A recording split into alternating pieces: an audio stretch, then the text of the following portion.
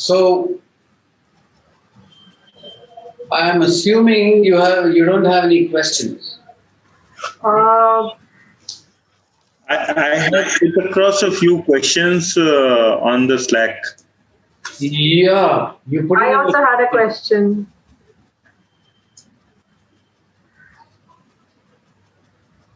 Okay, my God, कुछ ज़्यादा ही लिख दिया तुमने. 39 minutes ago, huh?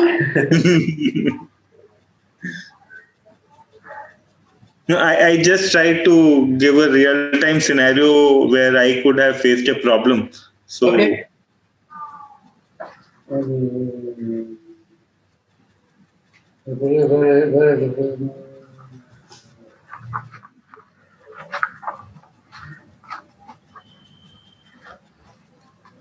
I don't know. Okay, I'm reading it. mhm.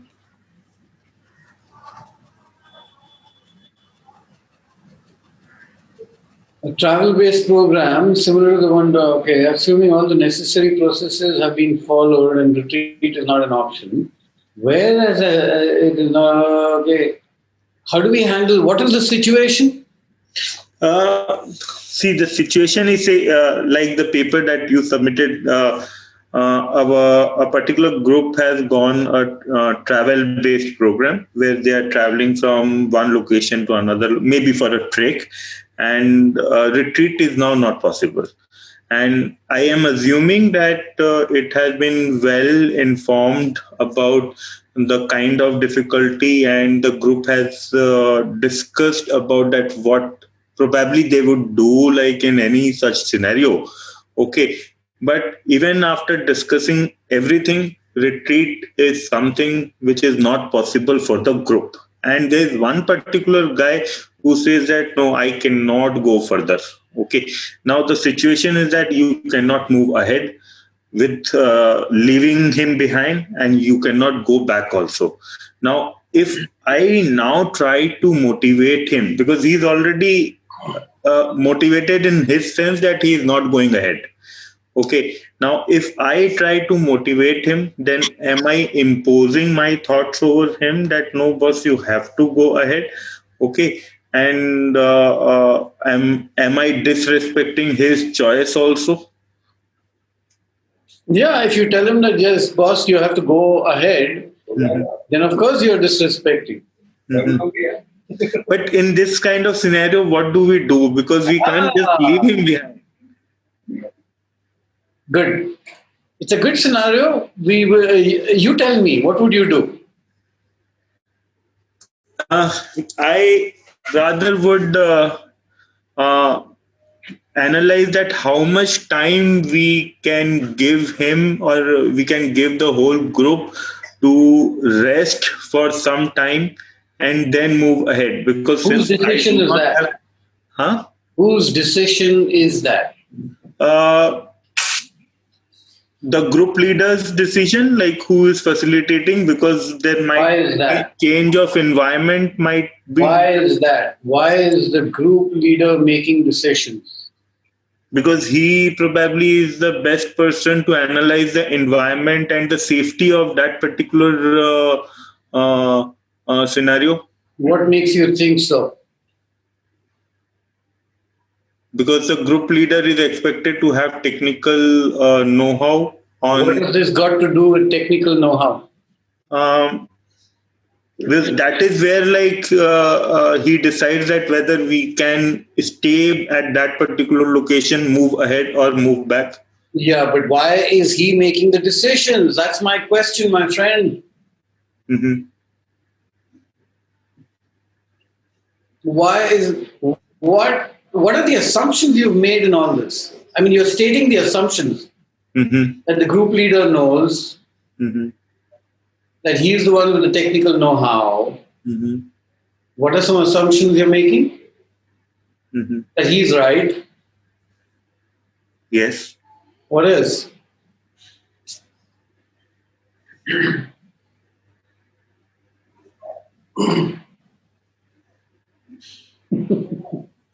भैया अगर आस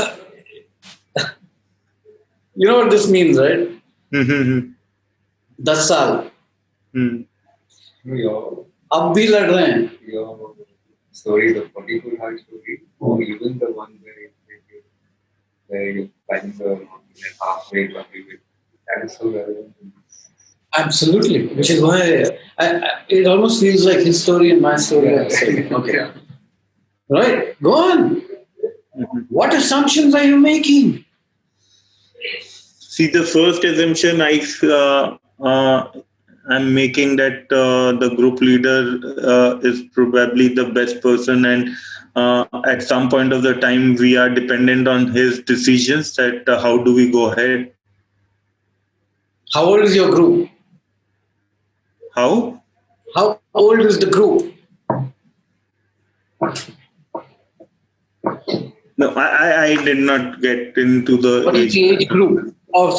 What is the age of the group? No, I did not assume anything for the age group on this. So, how much do you know about the group? Okay, so you are putting me on the group leaders kind of role. So, Yeah. say if I talk about a group where the age group is Okay. 25 to 40. Okay. Yeah. Now, you see, if you don't know your data, Mm-hmm. if you don't have the information, Mm-hmm. then you're less likely to make a well-informed decision. Mm-hmm. So you can imagine whatever you want, but this can be resolved only through a role play now, because otherwise I'm going to tell you. Okay. And where's the fun in that? Mm-hmm. So your age group is 25 to 40. Yeah. Okay. What other assumptions are you making? Uh, I already predefined the difficulty level, and people were aware and that what kind of terrain it is before even getting enrolled in the program. So everything was very well clarified to them. But Yeah, clarified means what? clarified means the terrain. You There, told them about it, yeah, yeah. but do they understand it? Yes, because I also made them practice for 15 days before joining the program. That this is a physical activity that you have to do before you join the program. एक काम कर अभी ये पूरे जो चीजें हैं ना आप बता रहे हो अभी put them down on a piece of paper. What is the group? What is the story? Because right now we are making it up as we go. Once I start grilling you on the questions, you should be able to tell me this is the story. Okay. This is what we did. This is where we are. Okay, I'll put it across and I'll send a document to you then. No, we've got to okay, my friend. Okay. Or we can take my scenario that I've given you. This is the blog. And put it in the check the classroom folder.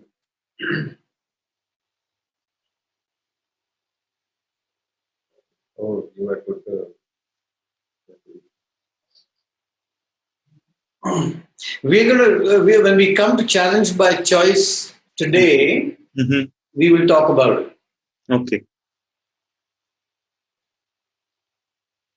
That scenario was in the context of teenagers, 18-year-olds.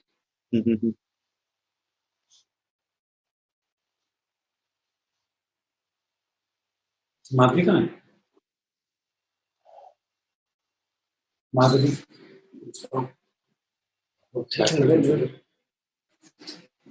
भूल गए क्या?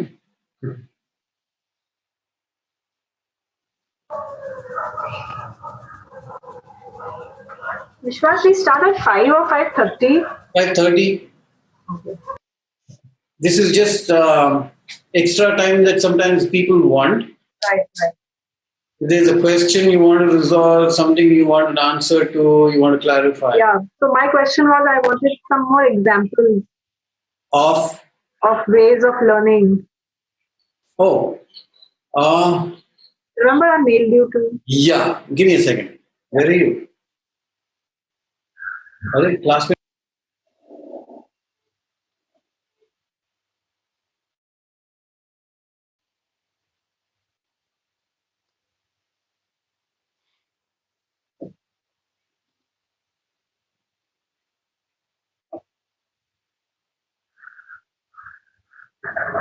What are your progress on that?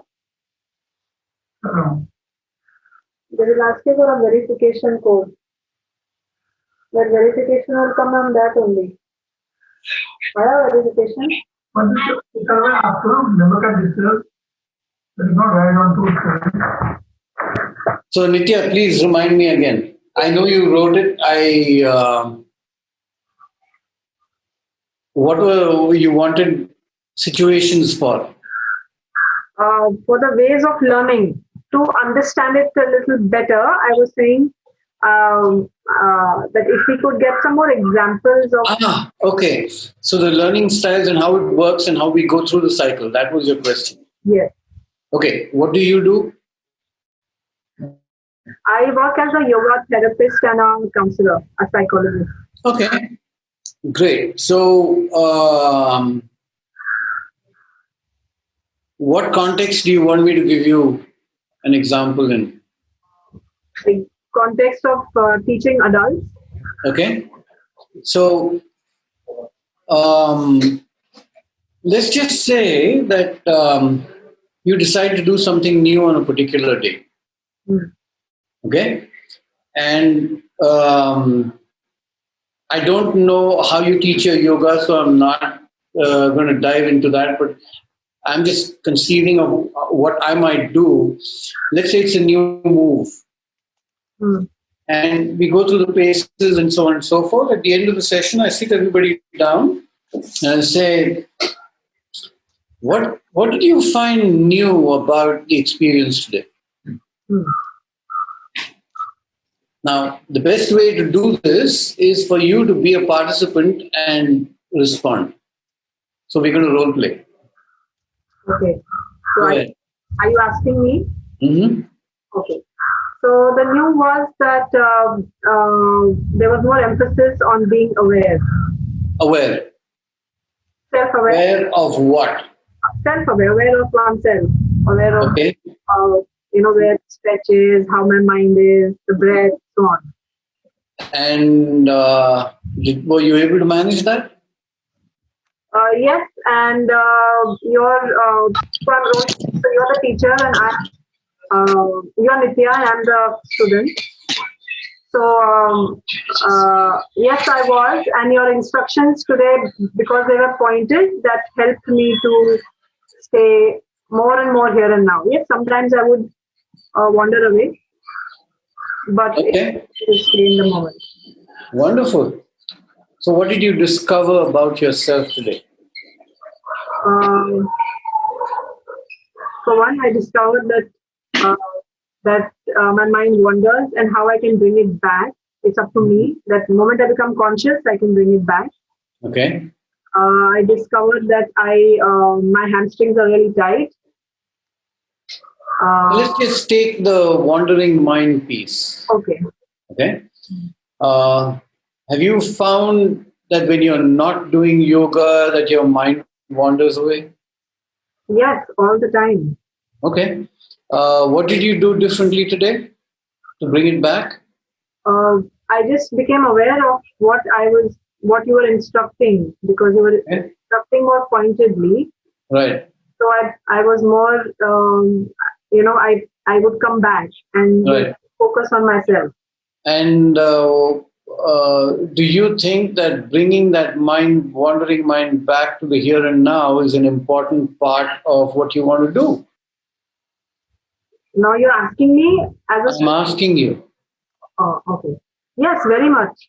Okay.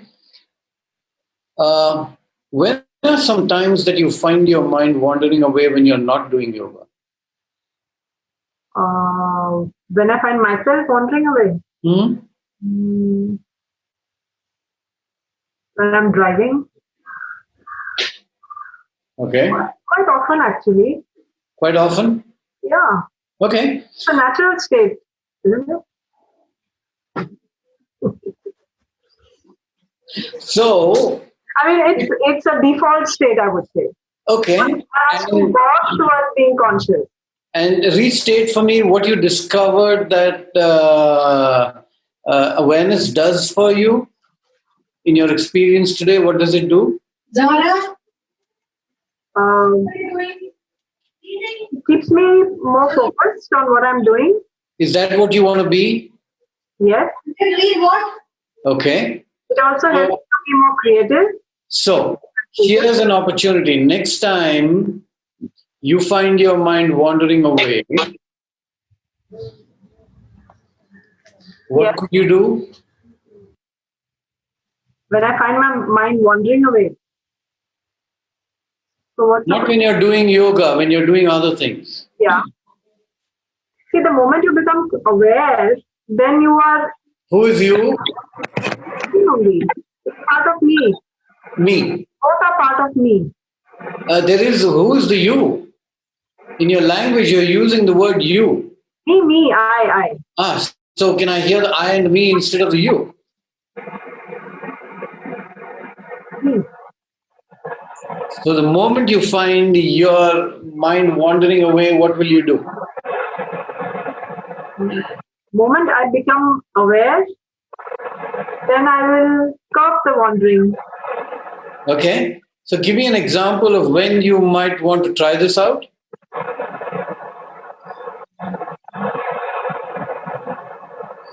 As often, actually, when I'm doing something, Give me an example. You see, we need to nail it because the rest of life is all wandering. when I'm walking. Okay. So when will you try it? Tomorrow? Yes, not Sunday, but yeah, I'll try it. I'll try it. Okay. Monday. Yeah. Or if it's only work you're looking at, it could be Monday. But from what I hear, your mind is wandering all the time anyway. So every moment offers you an opportunity to bring that wandering mind back. Yeah? Yes. Great. I just walked you through the entire piece. Okay, so now will you explain to me how did you walk me through? Yes. First, I asked you about what you discovered. That is the what happened piece. Okay. Have we done? We haven't done what. Have we done what, so what, now what? Yes, we have. Great. I did exactly that. So what happens when your mind wanders away? When do you find that it wanders away? When would you like to bring it back? What if you were able to bring your mind back to the here and now? How would that help? And you answered all these questions. And then I said, okay, so when will you try this out? So now what? What are you going to do? When I go to work on Monday, I'm going to be more aware of my wandering mind and bring it back to focus on what needs to be done. That's active experimentation. Okay. So what's the concrete experience? Was the yoga. Okay. That began the conversation. That began. What, so what, now what? Didn't we do that? We did. No? Yeah, that's why I'm asking you for the example. Of the so what. So what? So what happens when your mind wanders away? Okay. So we lose focus, I do this, I do that, then, maybe I don't do my work properly, all that stuff. And your attention was on bringing the wandering mind back through creating an awareness in the present, in the here and now. And I brought you back constantly to that conversation. Okay. This recording will be available, so in case you lose it, then you can revisit it. Okay? Okay. Is that better? Yes, it is. Okay. Thank you. Right. So we have 1 minute to start, and I'm ready to begin.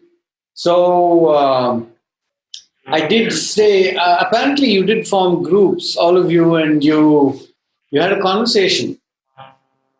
And I know I got some things back from Alvin, who is not here yet.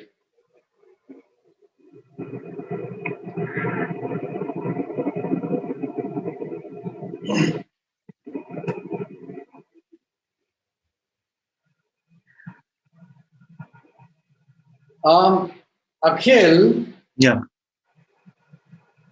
even after implementing the traditional in school, what makes the behavior of the students so aggressive? How do we change? People are hostile and do not intend to coordinate or interact with each other. In a scenario, choosing a different element is Mr. Y and actually how does the school factor the decision parts?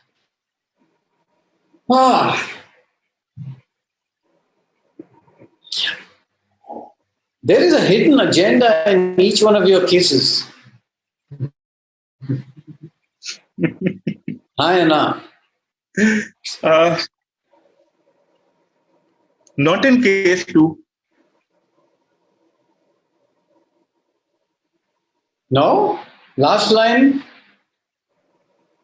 Yeah. How do we create a change? Yeah. हाँ बन गया agenda non aggressive बना उनको See, the moment you approach something with an agenda, you will follow a certain course. And the whole trick is to stay open to exploration of the situation before you do anything.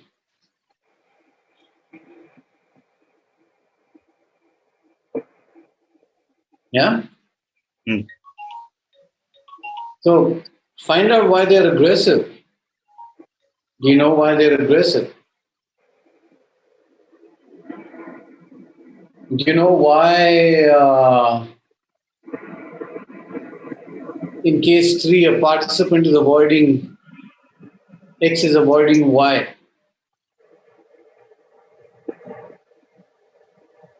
They're carrying the history onto the program.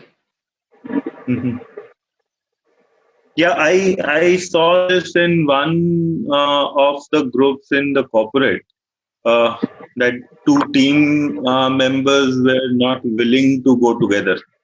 Correct. Okay, so what you said was right, that they came with a history of their own personal experiences and which they were carrying in the program. What will you do?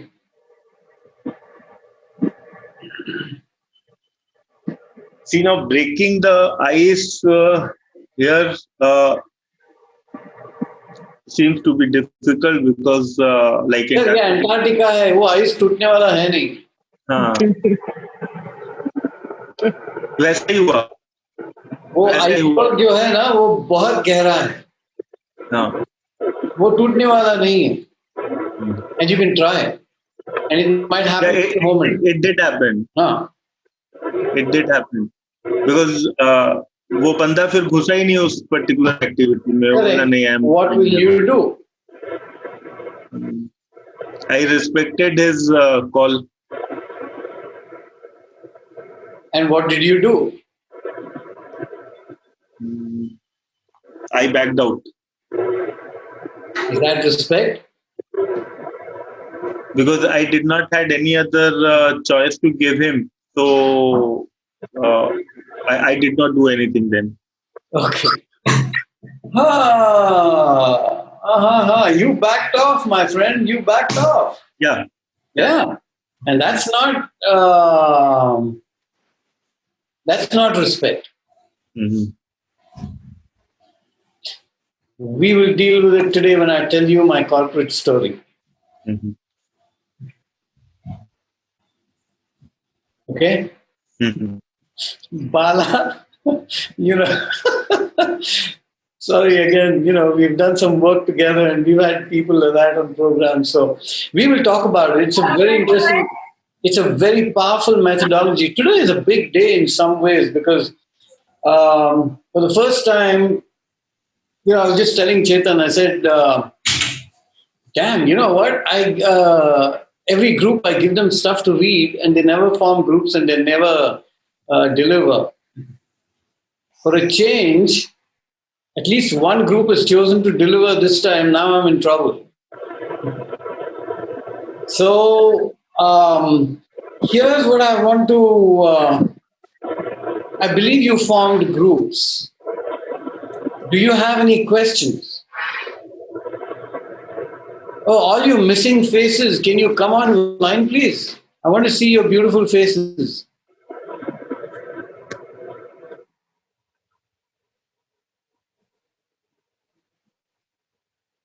Alicia, you're traveling again, huh? Okay. Yeah. So, do you have any questions? Did anybody read? Yes. Cool. Do you have any questions? It's okay if you don't, not compulsory, okay? Is there anything you need clarification on, or should we seek clarification when we actually touch upon challenge by choice as a topic? Yeah. Cool.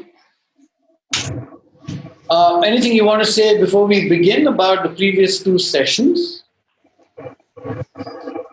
Say or ask.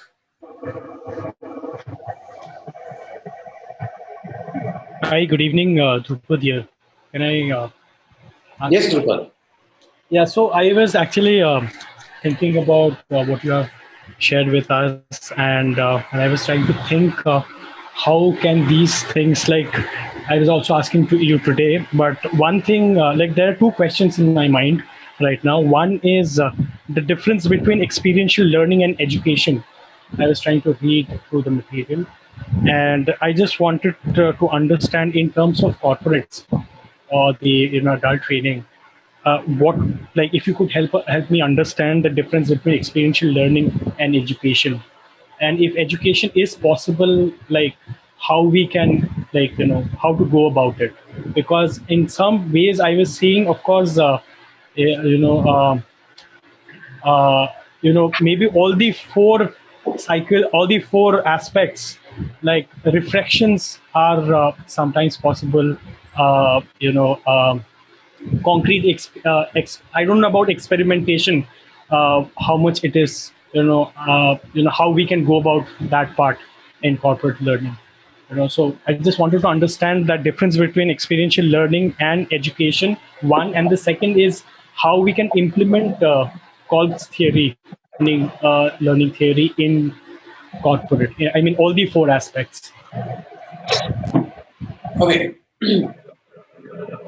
So this is answering time, which means I'm just going to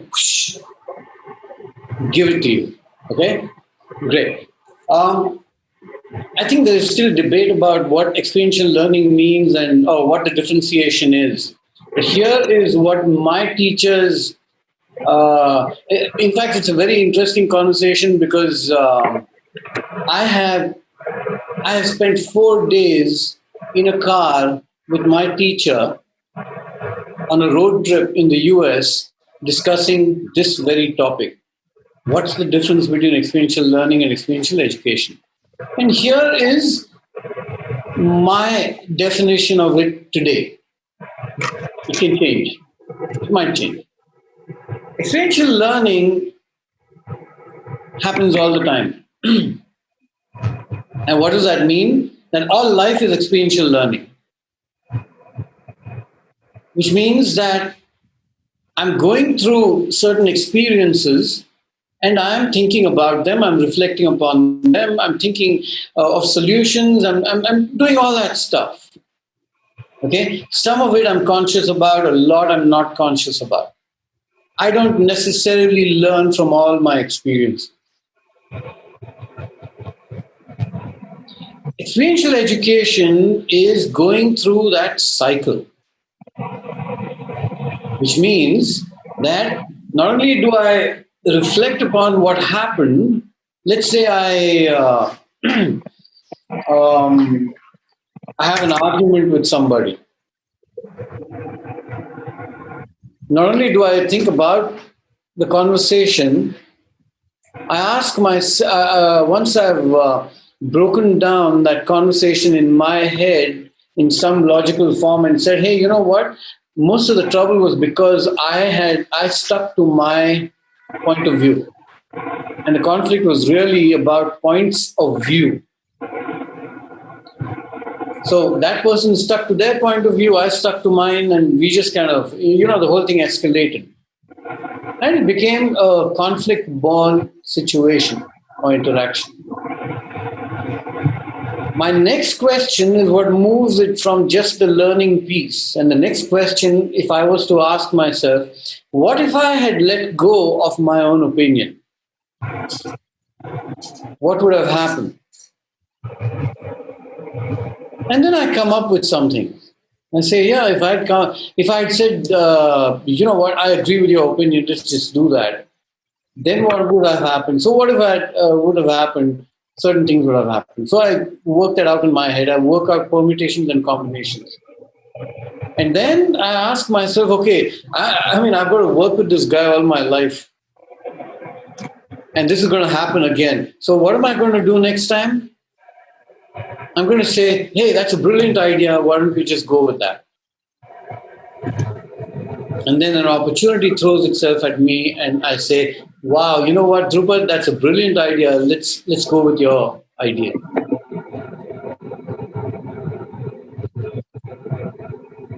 I just walked you through the entire cycle.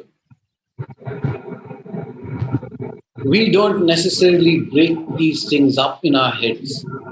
Therefore, we land up in a scenario in which we do the reflection, but the feeling of anger, frustration, loss, hurt, sadness is all still there because I have not found a solution.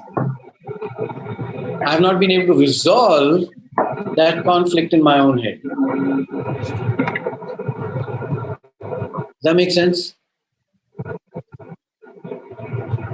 Yeah. In corporates, you do the same thing. You're doing a corporate training. What kind of work do you do? I'm a freelance trainer, and so I do behavioral trainings. Give me an example of a workshop that you might do. Let's say interpersonal skills training. That would be. How long would it be? 3 hours, 6 hours. 3 hours, 6 hours? Yeah. I mean, you can do this in 3 minutes with everything that you do. You explain the concept, create an opportunity for them. So here's the thing. We talked about codes last time. You don't, sometimes we get, did we do it? No, we didn't. Okay, so here it is. What's at 12 o'clock in code cycle? Concrete experience. What's at 3 o'clock? Reflections. Let's use Cole's terminology for now. It's open to everybody, okay? Reflective observation. What's at 6 o'clock? You can go back to your notes. Abstract. What's at 9 o'clock? Active experience. Got it? Now, for some strange reason, we always seem to begin at 12 o'clock and we think that everything must start with what? An activity. Not necessary. And that's the place we get stuck the most. Right. That we think we're supposed to begin with an activity. No, we don't. Think about this. Walk into your classroom next time and you're doing interpersonal skills and throw a question at them and say, okay, what according to you is interpersonal skills? Where did you start? Reflection, 3 o'clock. That's it. What you did was just turn that clock and, you got it? And you can begin with a reflection. And just remember, while codes represents it as a cycle and two-dimensionally, you could go directly from one to another if that's what makes sense to you and to the group. Okay.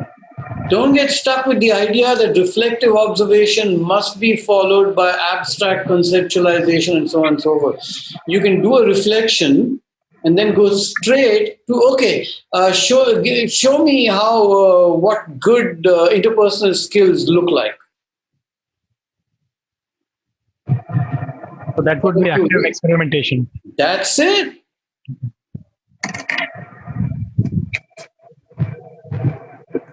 Got it? Yes. Right. So, and you can begin with an abstract concept. What is one of the concepts that you teach in interpersonal skills? Maybe empathy. Great. If you, how would you start with the abstract concept of empathy? Maybe by getting into a discussion where we understand the need for empathy. Is that reflection or is that abstract concept? That would be reflection.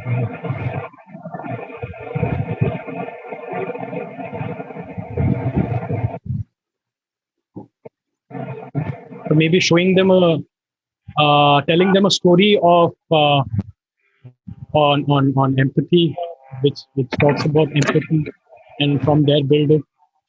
Will that be an abstract concept? So that becomes an experience. Maybe a model of empathy. I mean, how, you draw out a model in terms of how empathy works, basically, in terms of. Okay, and then what? Then you let them, first you give them, when you do a behavioral program like this, and then, it's all basically about behavior, people are a little, in terms of what is this, how does this work? So you put in a theory or a logic in terms of how it actually works. So you bring in a model and you show them in terms of, how interaction happens and why it happens, and then how does your brain react to in terms of responses, etc.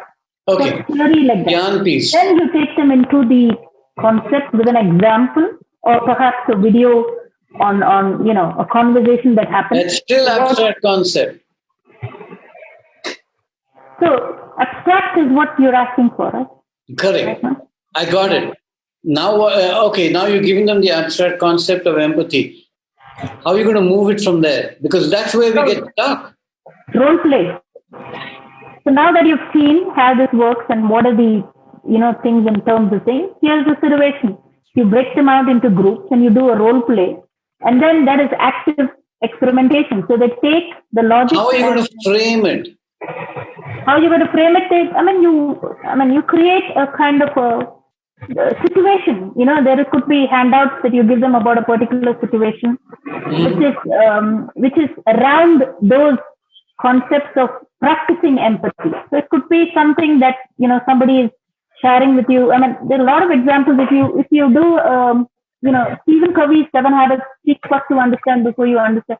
There is a lot of study material or material around that where there are a lot of role plays. So A, B, C. So you divide them into 3, a group of 3, and then there's one observing. Think about this, Bala. Bala. Yeah. Here's where we often fail. We try and jump from. So, what is the next stage? Would you call that active experimentation? Yeah, that's active experimentation. Right. Now, it's somebody else's. Here's the problem. We have Stephen Covey's idea and definition, or somebody else's definition of what empathy looks like and feels like, and so on, as delivered as an abstract concept. And now we are asking our participants in that moment to live it through an active experiment. Yeah. Okay, here's what I think. Here's where we fail. What is another way of framing it? Because now it's somebody else's idea. It's like playing Shakespeare. Okay, but about your own experiences? Which is why my question, how would you frame that whole active experimentation piece? The moment you give them a role play, it's gone. Okay. Somebody else's idea. Oh, okay. Is that making sense? Yeah, it does. If we want to build context and make it real for our participants, what they do and what they attempt to do out there must be real. Okay. So an example of that could be, oh no, why am I giving you the answers? Think about your own, perhaps you will let them reflect about their own. Careful. You're going to reflection now. Okay, you could. But then say so.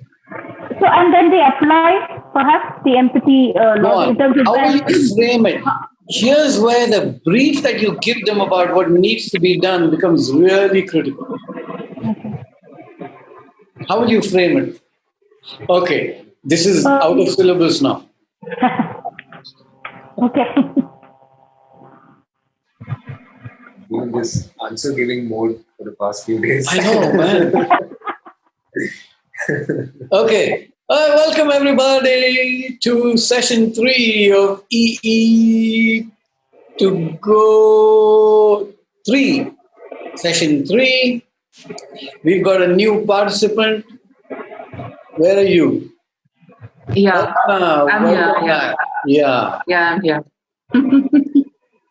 So she's just joined, and she's going to reach out to you guys for help to understand session 1 and 2. So Yes.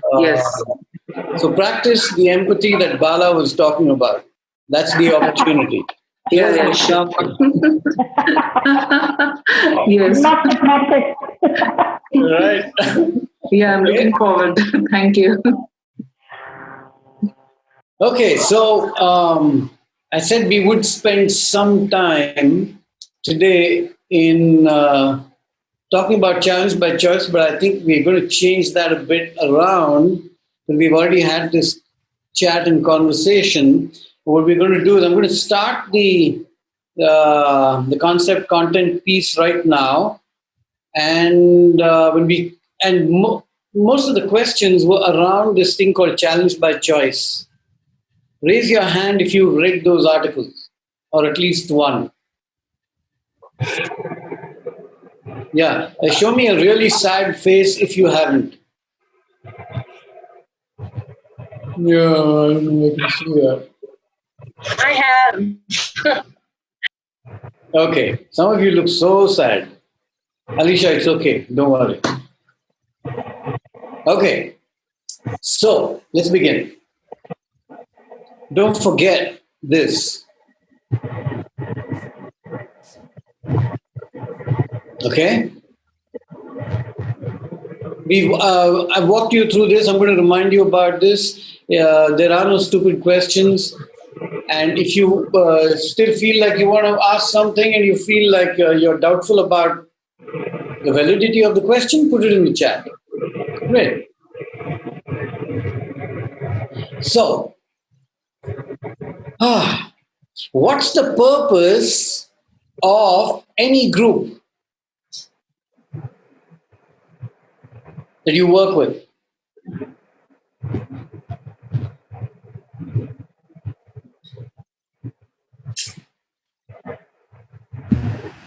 A chance to learn together. Oh, really?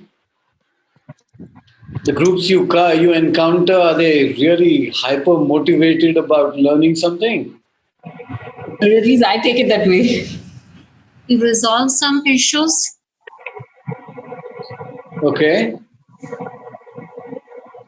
Careful to develop some plan. Okay. So perform some task is what I'm hearing. Yes. Okay. So the group is forced to learn something and I am there to facilitate it. They're forced to learn something. Hi, Ram. Okay. So, by and large, any group that comes together, we don't really know what their trip in life is. Seriously, think of this group. This is a motley crew of 25 people. What's the commonality? Interested in learning something new? Okay, yeah, that's the advantage of having such a group that I can bully you. And you will take it because you're there with very clear purpose. But think of the average corporate group that comes to you. Is that their motivation? Not always. Probably, not always. I've read, 30 years, I've met very few groups that came with any of that motivation. They just came there because they were told to. Somebody told them, and that's true with children as well. So don't tell me that children come highly motivated to school. Yes, Manjusha. Sometimes means in my career I have seen, even I have experienced it, that sometimes you are put in for a training where you are actually not interested in taking that training. So 90% of the time it's like that. no, not most of the time, but sometimes it is like that when you are going through a training and you find why. Yeah, I mean, what the hell? Why me? You know, I'm smart, I'm bright, I know it all. No, not like that, but not needed. Yeah, I get it. Okay, so here's the thing. Challenge without choice. Yeah, no choice at all. Actually. Do. Okay, so here's the thing.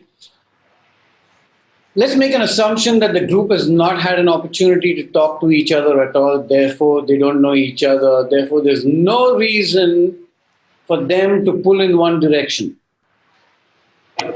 Except there's this animal thing in us which invites us to gather and stay together.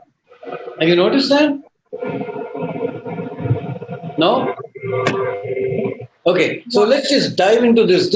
I'm going to offer you a point of view, and you can decide whether it works for you or not. So here's what I've seen: that once a group is together, they will do a lot of things to become what I'm going to call a community.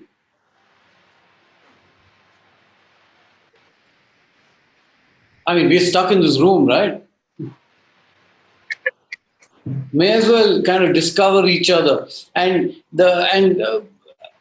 examples of why I say this is, if I conduct a session which does not have a breakout room and people can't talk to each other, very quickly they come back to me when I'm asking for, okay, how was your day today? I wish we had an opportunity to find out about each other. Didn't you say that to me, session 1? Some of you did. Yeah. And that is a huge drive. And I think as educators and people who work with groups, we've got to remember that hidden somewhere in almost every participant is this desire to build a community or become or identify or belong to the group. Okay? And that group can mean different things at different times. So you've got this, the humane world. So we go ahead and destroy whatever we want to because we have to stick together. And then when we form a community like this, a classroom like this, and we want to become part of this community, we want to find out who else is in corporate, who wants to be. You see how I said, hey, do you guys want to read something? Do you want to do it in groups? You said you would. You formed your own small communities, didn't you? Yeah, some of you did. There you go. And then there is the small group thing, which is what you did. Let's study this article. Let's dissect it. Let's find out what's interesting about it.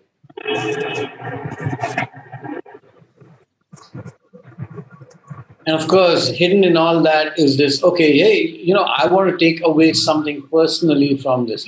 And you take any group, and this is true,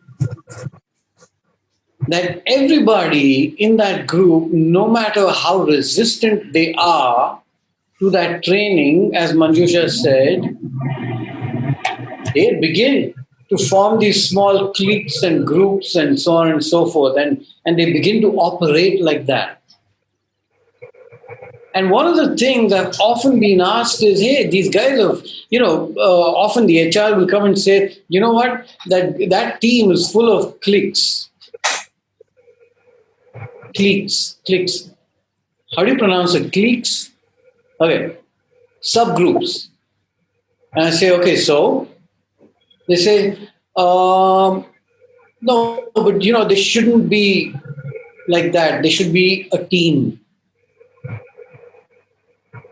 Have you ever met a team?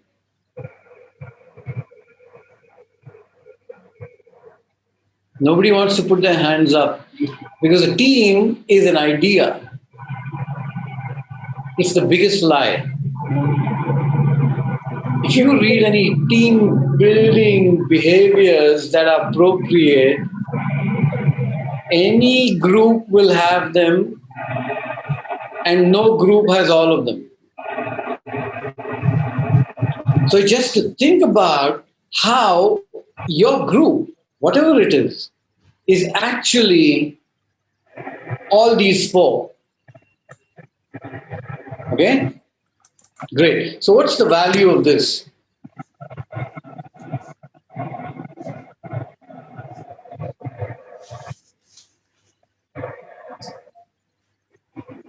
What do you see on the screen besides me and besides the rest of the group? Boy. A boy. Okay. Any more? He looks like a wicket keeper. Okay. Now, hold on to that. Somebody playing a sport. He looks shocked or surprised to see something. Astonished. Delighted. Astonished. Delighted. Okay. Shocked. Achievement.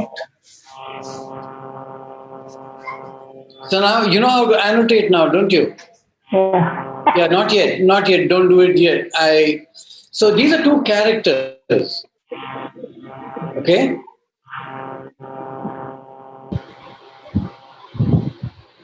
They're part of the same space. Wow. Now, use that black line in the middle as a dividing line and type in, depending on what you see, what words would you use to describe these two characters? And please type that word on whichever character you're describing. You know how to annotate, no? Yes, no? Yes.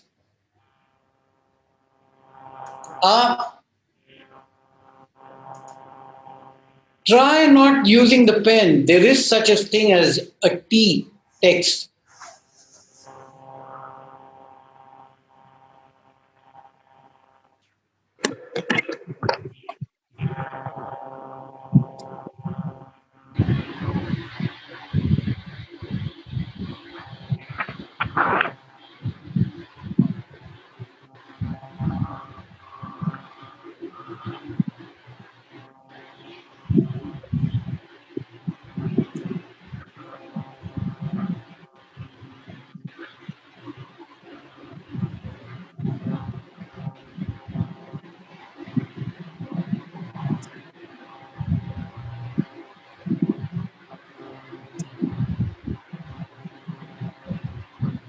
Okay?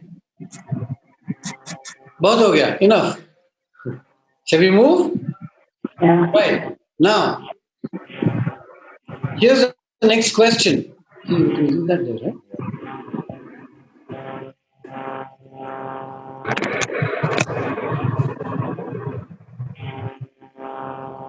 Do you think they're learning anything? Yeah. I mean, if that person is disinterested, not involved, lost, disengaged, detached, not interested, what are the chances that they're learning anything?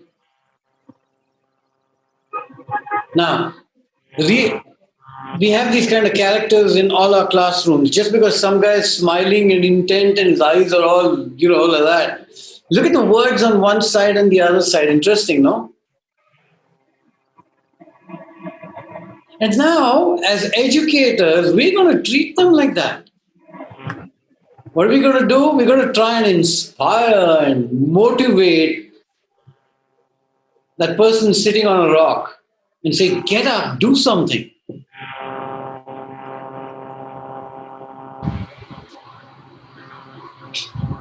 But she could be in one of those zones leading to some reflection, thinking, and change.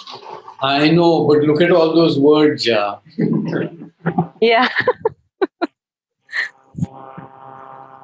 So,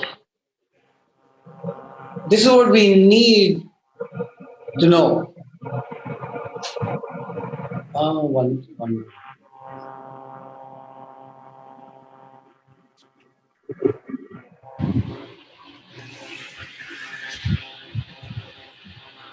Can any of you identify with either of these characters as you? Is this what you do?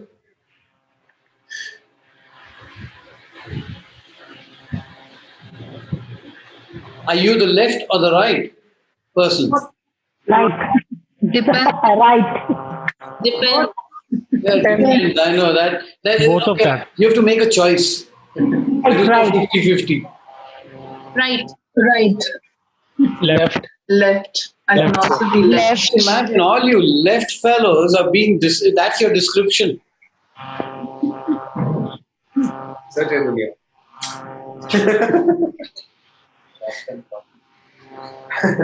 Now, by and large, this is what our classroom looks like, okay? And those kids who are sitting quietly there on a rock and watching and listening, you know, all the good children in the classroom who never ask a question. All the good children. Yeah, I mean, imagine a teacher who says, "Ask me all the questions in the world, I'm ready for you." Ah, I haven't met a teacher like that yet. Okay, so here's what we need to know.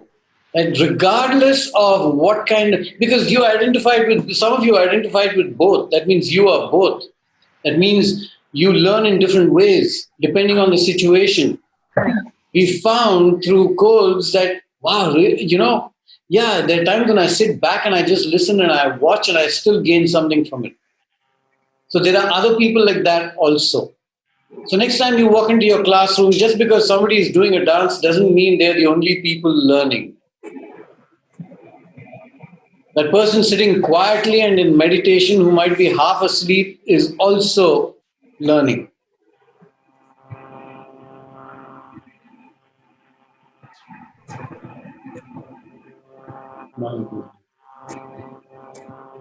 This is what we need to remember.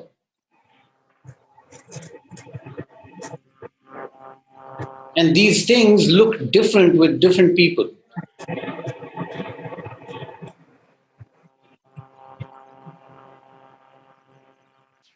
Okay? Great. So, what have we established so far? That people learn differently. The way their body and face looks when they're learning appears different. So be very careful about passing any judgment about who is and who isn't learning. Okay? Now here's our world. Did we do this last time? Yeah. We did, right? Yes. Nice. So we now know what the areas of control and no control are.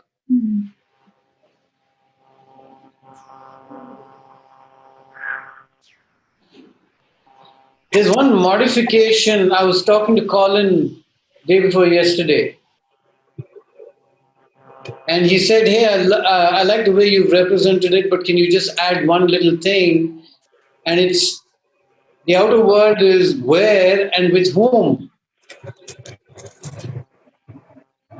does learning take place?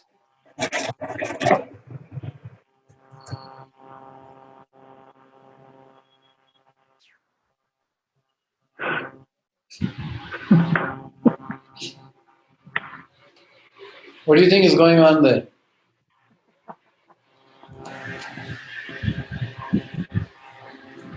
You're not enjoying. Do you identify with that character? Yeah, Calvin. Are you feeling like that today? No. Oh. Sure? Sometimes when it is overtime, then we feel. I feel like this while reading material. Me too, Manjusha, I'm with you on that. I think it's me while you're reading the book. Okay, great.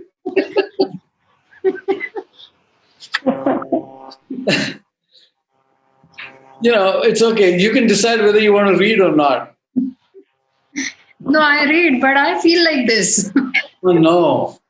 Okay. When Right. I read, So I think at some point in time, we've got to find the flow in it. Sometimes I was like that too, mind you. Just remember this. No, actually, the material is so different from what I have been reading or studying till now. So it is taking little time for me to catch some good interest in it. I'm putting myself forcefully into it. That's the reason I am showing these expressions. Let me know when you get into flow, okay? Maybe that expression will change. Yes.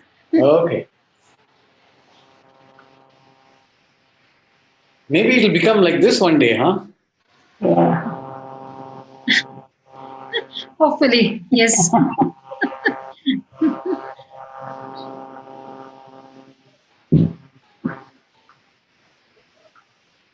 Okay, so here's the basic principle. These are the words associated with it, and let's look at what each one of these means.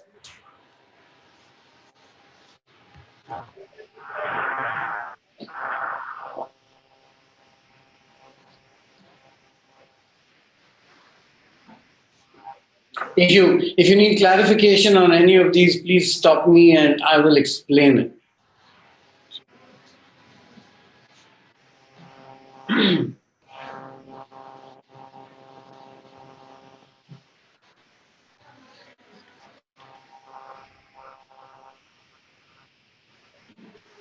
Akhil,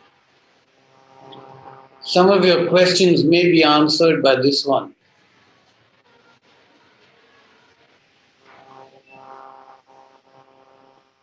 Could I just request everybody to be on mute? Actually, there's some background noise that is coming again and again. I think Manjusha, Nitya, your mics were on, yeah.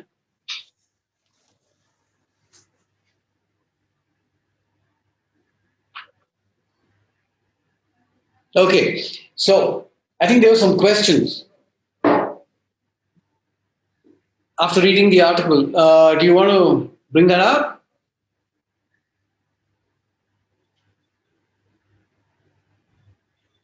That's a question. I had a couple. Yes. Yes, go ahead. Yeah, my first question was around no, he's going to. Challenge by choice and challenge of choice. Okay. I was trying to understand the difference between both because to me it seemed like one was a subset of the other. And the other was around. Can we take one at a time? So sure. It doesn't blow my brains. Okay. Over the years, this challenge by choice has moved around a bit. Now, challenge by, those of you who read the article will realize that the challenge by choice concept came in the 70s. Kurt Hahn had already founded Outward Bound, and a lot of these people, outdoor educators, they said, how are we going to fight this freedom that's given in, the American culture? And they came up with challenge by choice. What essentially meant at that time was a response to Kurt Hahn's impel them into the outdoors, or So impel at that point in time for them meant push them into activity. And they said, hey, when we are in the outdoors, because of what the outdoors does to people, we can't impel them. So we're going to invite them. And what does that mean? That what is negotiable is not whether you can do the activity or not. That's not negotiable. You can decide at what level you want to do the activity. And no matter which way you go, and you can refuse to do the activity if you want. But there is a responsibility that the participant owns, and it is the educator's responsibility to have a conversation with that participant as to what it is that is preventing them from participating.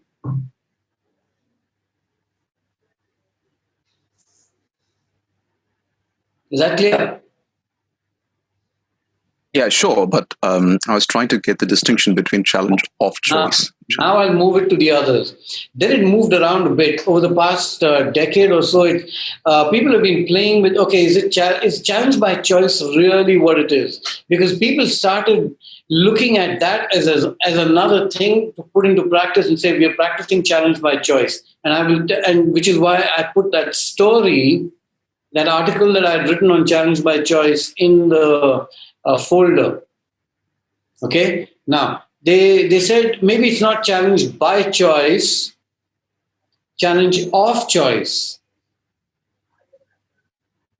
So the negotiation is not about whether you want to do something or want to stay in the classroom or not. It's what you choose to do once you're in the classroom. So there is that big boundary, which is, okay, we are going to do this. And now you can decide what it is you want to do within that boundary. Then they also said, hey, how about challenge with choice? Which is also kind of similar. So today, when I take you further down the road in today's session, I'm going to tell you a story from how I discovered and practiced some of that stuff and what that meant to me and what that meant to the participant and so on and so forth. Okay? So there was a question that somebody, I think it was, Sarab. The guy who wrote the challenge by choice article, he sent me this story that he encountered. He said, hey, there's a bunch of 18-year-olds. They came on a camp. It was very clear that they were going to be on a 5-day trip. And it was going to be a long trek, and they had to carry their stuff on their back and so on and so forth. But now they came from Delhi to this outdoor site, and we had this conversation, and then we packed the bags, and the next morning we left. It was clear from the start that one of the participants was just, didn't look like he could do it. And sure enough, by lunchtime, he was huffing and puffing, and he threw his bag down and he said, I'm not going anymore. I want to go back home. And now there was quite a distance between where the rest of the group was and one of the instructors. There were 2 instructors on that trip. One of the instructors was with this guy, and the other instructor was with the rest of the group. And the question was, how does challenge by choice apply here? Does it? And my answer to that was, it's not applicable. And the reason is this. You don't just pull out your challenge by choice card with a group whenever you feel like it. You have to have that conversation and set the group up to be able to apply challenge by choice. And what does that mean? What should have been done was this. That conversation should have been had with the group at the beginning before they left the campsite saying, do you know why you're here? So can you role play this with me? Alvin, I'm going to choose you. Is that okay? Okay. Yes, so I don't know how it's going to go, but go ahead. Yeah, okay. So you and Atul, because Atul is familiar with this kind of problem. Yeah, so many times with the Good. kids and all. So you are the group and I am the instructor, okay? So Atul, keep your mic on. Yes, sir. Right. Okay, guys, you've come all the way from Delhi. We are, 24 hours away from Delhi. You've had a train journey. You've had a sumo journey. Do you know why you're here? Yeah, just for fun and some. I have to go finish that track. Okay. So the fun, I hope you will have, because I have no control over whether you choose to have fun or not. But I'm certainly responsible for the trek. Yes. Are you aware that you are going on a trek? Yeah, I am aware. Okay. But and that's the choice you made, and that's why you paid those fees. Yeah. Good. So I'm going to share with you what's going to happen over the next few days. This evening, we're going to pack our bags. and we're going to be off on the trail of the trek tomorrow morning. It is a circuitous route that starts here, and we will spend campouts at different places, and we will come back to this campsite on day 5. It is possible that you will encounter snow, so take your warm clothing. I'm going to check your equipment and what you have, and if you need something, I'm going to give it to you. Is there Yes, Atul. I have to check, sir, because maybe some warm clothes I have. Yes. Okay, so if you don't have some, I can give you some. Okay, great. Is there anybody here who feels like they might find it difficult? I didn't get you, sir. Sorry. Is there anybody in this group who feels like they might find the 5 days difficult? Sir, maybe it's me. Okay. It's very difficult for me. Yeah, I never done before. You've never trekked before? No. Okay. Have you ever carried a backpack? Yeah, but when I pack all my backpack, it's very heavy, I think. Okay. So let's look at it and see if it's too heavy and what we can leave behind, we'll leave behind. So are you willing to carry your backpack? I will. I'll try my best, sir. Okay, great. So this is a question to the whole group. What if Atul has difficulty in carrying his backpack? Will the other members help him out in carrying or offloading some of his luggage? Akhil, are you answering as a participant? Yes. Okay, then answer as a participant. What will you do if Atul has trouble? I can offload some of his luggage. Okay, cool. Anybody else willing to? Not all, but some. Yeah. Okay, so Akhil, are you the only one who's willing to help? Yep. Okay, is anybody else willing to help? Yeah. Okay. But as a facilitator, is it okay to ask, hey, Atul is having a thing, so does anybody want to help? Do you ask that way, or is it you don't? No, I didn't ask that. I asked, what if Atul can't carry his backpack? I didn't suggest that he needs help. No, can we ask as a facilitator in a situation? No, okay. No, because now you're setting them up and you're suggesting that he should be helped. So, see, this is, thank you. See, a lot of the stuff that I do, I have no idea why I do it in a particular way, but when you ask me a question like that, so here's the thing. You don't want to load your question with the answer. You want to keep it an open question, and they are going to problem solve it. You don't solve it for them. Okay. You're just creating a scenario and you're saying, what if Atul can't carry his backpack? Okay. You're observing and letting them explore. So actually you can come to decisions, because those decisions then are theirs. Yes. Okay. Here's the next question. What if any one of the group encounters a situation and it slows us down? What are the different things that might happen that slows down the group? Somebody hurts themselves. Hurts themselves. Okay. Example would be spraining an ankle. Yeah, an ankle, or maybe somebody falls sick, or somebody falls sick. You're right. Stomach problems. Okay.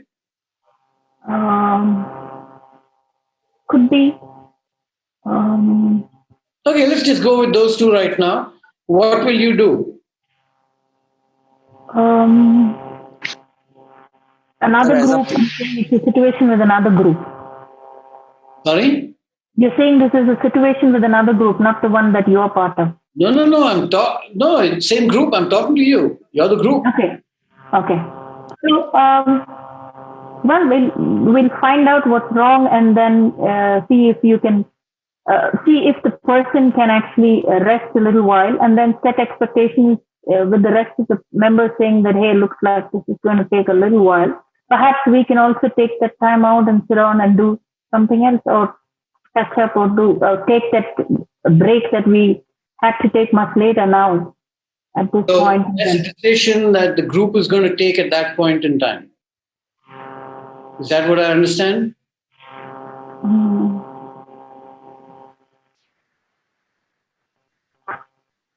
Is that right?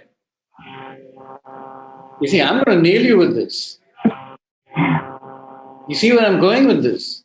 What I'm essentially saying is that we're going to encounter situations, we don't know what they're going to be, and I'm not going to be the one making the decisions. As a group, we're going to make that decision.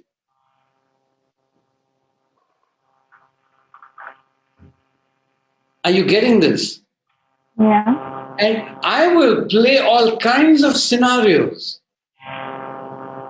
Let me come to the, what if somebody in this group chooses to back off and not do the trek after, let's say, day one?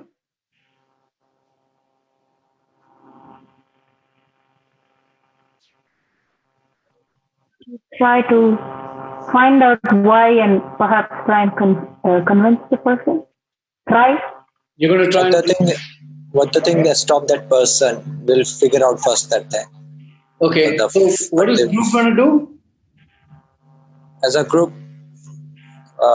we have to solve the problems. Just like what's the problem with them? If they're having a problem with their backpack, so we'll solve it out. If they have any kind of pain, medical aid, we'll figure out what will. If the thing is very serious, we have to go to the instructor and all. Okay, cool. So what I understand from what you said is that any kind of scenario that either slows or stops the group is going to make some decisions about what to do. Is that right? Yeah. Yeah, absolutely. Here's the thing. Chetan and me are the instructors on this course, on this trip. We are responsible for your physical safety. If there is something you're doing that's dangerous, we will stop you, and none of that is negotiable. You can't ask me why you should not jump off the mountainside or roll down or slide down or whatever. Those decisions I will make. All other decisions relating to the group, which includes Chetan and me, we will make together. Do you still want to go on the trek? Yes. Good. This is setting up challenge by choice.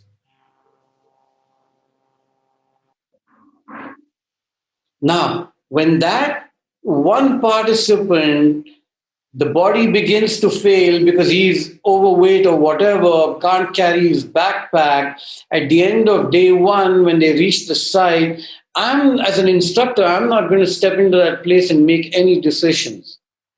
I'm going to keep throwing decision making back to the group because that's what they're there to learn. They are not, as an educator, my trip is not to herd them from the beginning to the end in a circuitous trekking route. The trek is only a means to an end to learn something. And by and large, it's about values and beliefs and limitations and possibilities. If you have not had this conversation, you cannot pull it up at the end of day one when that kid is suffering and say, you guys decide. Because you've not talked them through this. And that's what those 4 things mean. I'm going to respect the decisions you make. And what is physically not possible, I'm going to tell you it's not possible. For example, at the end of day one, if the group decides that one of the instructors will walk that participant back, I'm going to say, sorry. It's not possible to leave one instructor with 9 of you while I go downhill to leave this guy.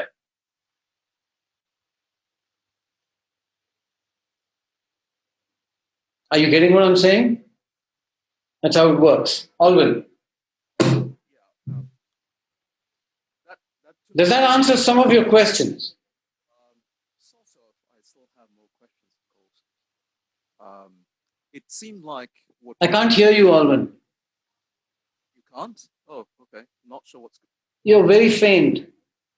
Is it okay? Yeah, Santu, you raised a hand, did you? Hello? Yeah. Yeah, I did. Okay. So my question was kind of like, okay, this choice thing, both in the personal sense and in the group sense. There are two questions there. So often I have found I pick something by choice, but as soon as I start it, I have all this negative feelings of dread, fear. What have I got myself into? And then even though I have picked it by choice, and then Wait. Are you the participant or the educator? I mean, both as a participant, I have faced it, and as an instructor, I have seen it from the participants. Like I have seen both sides of it. So it's the same question. So, and I think the answer is somewhat personal, like what goes on inside me, the inside a learner.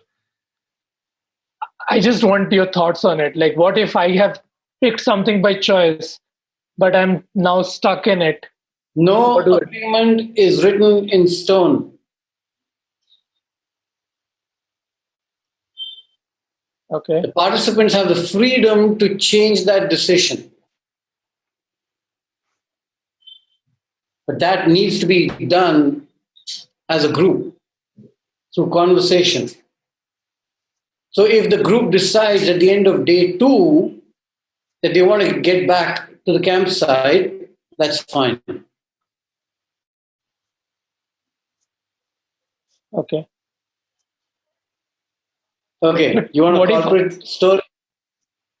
No, so this is not this happened in school, I think, when I was in school. I took something by choice. Someone asked me to do it and I took it by choice. Now I'm doing it and I know there are other people who are dependent on my finishing this. And I'm going through intense pain while doing that thing for 1 hour, for 2 hours, 2.5 hours. I still pushed through it, but I still remember it. Like, yes, I took it by choice.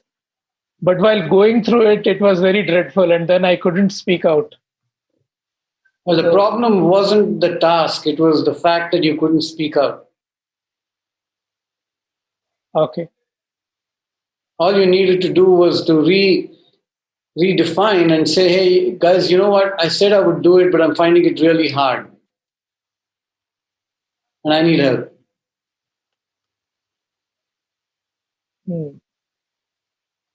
Thanks for that.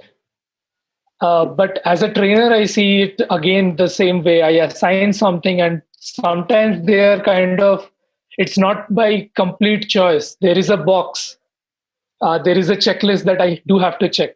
And then I'm asking them to do that checklist. Yes, they signed up with some intention, but now they are just going through the motions. So I have seen that, and I have seen participants drudging through, and I am evaluating them. So But that's also. Yeah, why are you evaluating them? Yeah, part of grading, I guess. Yeah, no, it's not part of grading, it's part of your own misery, my friend. Okay. That's my question. Did you get an answer? Yeah, but I don't know. Like, there is a framework, right? I still have to do the grading. I still have to. Guys, understand something. Yeah. Our job, look at it this way. A corporate comes to me and says, hey, Vishwas, can you do this? Say, yeah, sure, I can do this. Okay. Now, what is it you want done? A, B, C, D. Okay, cool. That's your A, B, C, D? Okay, here's my A, B, C, D. I will not judge. I will not evaluate. I will not give you individual reports.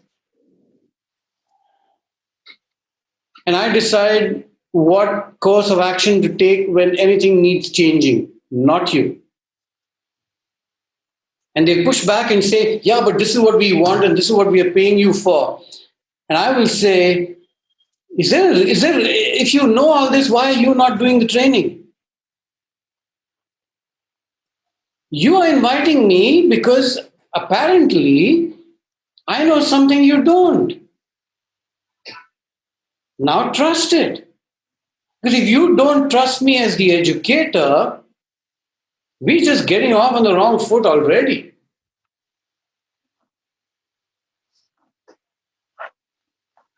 Sorry, this is like, you know what I mean? Yeah, this is like hard, direct to the point, cut to the chase. Yeah, and I'm saying we think about this. We get stuck with, look, I've done this for years. And I know that 20 years ago, when Bala asked me to do a program once, they put certain conditions and I put certain conditions. And I'm just saying Bala because we've gone through this stuff together. The organization wanted one thing, and I said, this is how I'm going to do it. We won't do it in a particular place. Okay, will you do it there if I am running the program? All kinds of things. We talked ourselves through it. The problem is, when we are freelancers, we're afraid to lose the money. We're afraid to lose the business. And I'll tell you this. If you speak from conviction and you're gentle, but you're firm, they will hear you out. I've always found that to be true.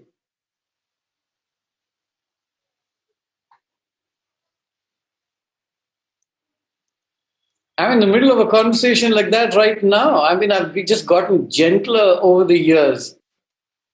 Seriously. And because, they're giving me this ROI language. I'm saying, hey, have you checked in with the Buddha and found out about ROI? Do you think he changed the world? I mean, what's the investment? I'm saying, please be careful that you make human beings a commodity. They are not somebody who you put a sticker on their forehead and say past effective communication or leadership or whatever. Come on. They come with choice. They come with their own agendas into the classroom. They come with their own desires. And our job is to gather that whole community building thing and say, okay, what do we have in common? And let's do that. I'm sorry, this is a long answer to a short question, but I think it's relevant because not only are we practicing challenge by choice with our participants in our group, we are also committed to practicing challenge by choice to ourselves.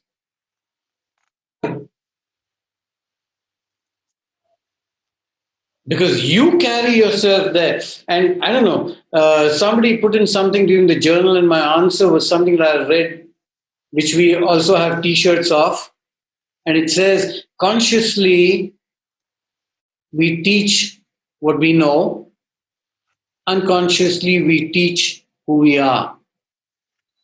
And when you walk into that classroom, be aware that who you are is affecting every participant in that room.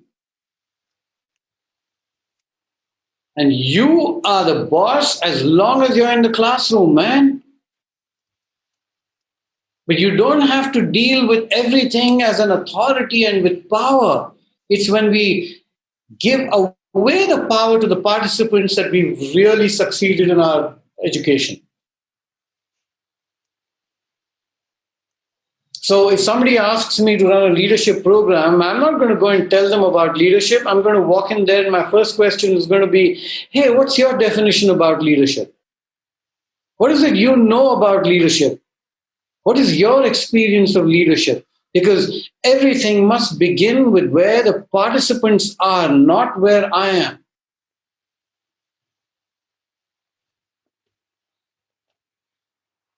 Is this making sense? Okay, so here's the next concept. What's the time? 6:40. Do you want to take a break? Yeah? Coffee break or whatever? Yeah, just take what, 7 minutes? I'm not giving you anything to do, so you can walk away and uh,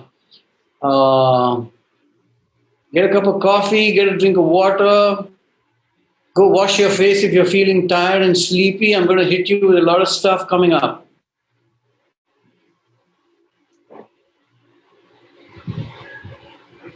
Bye. 7 minutes starting now.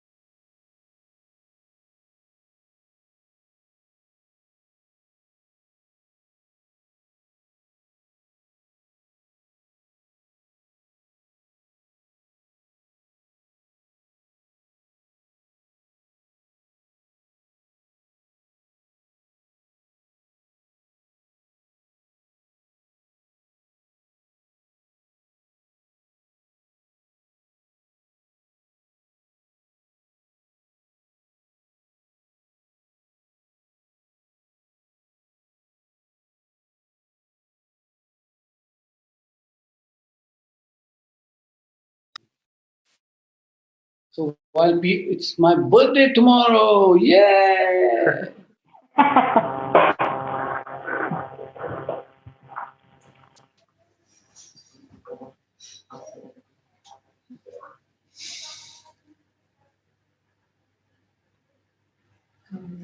So, Alicia, did you understand some of it?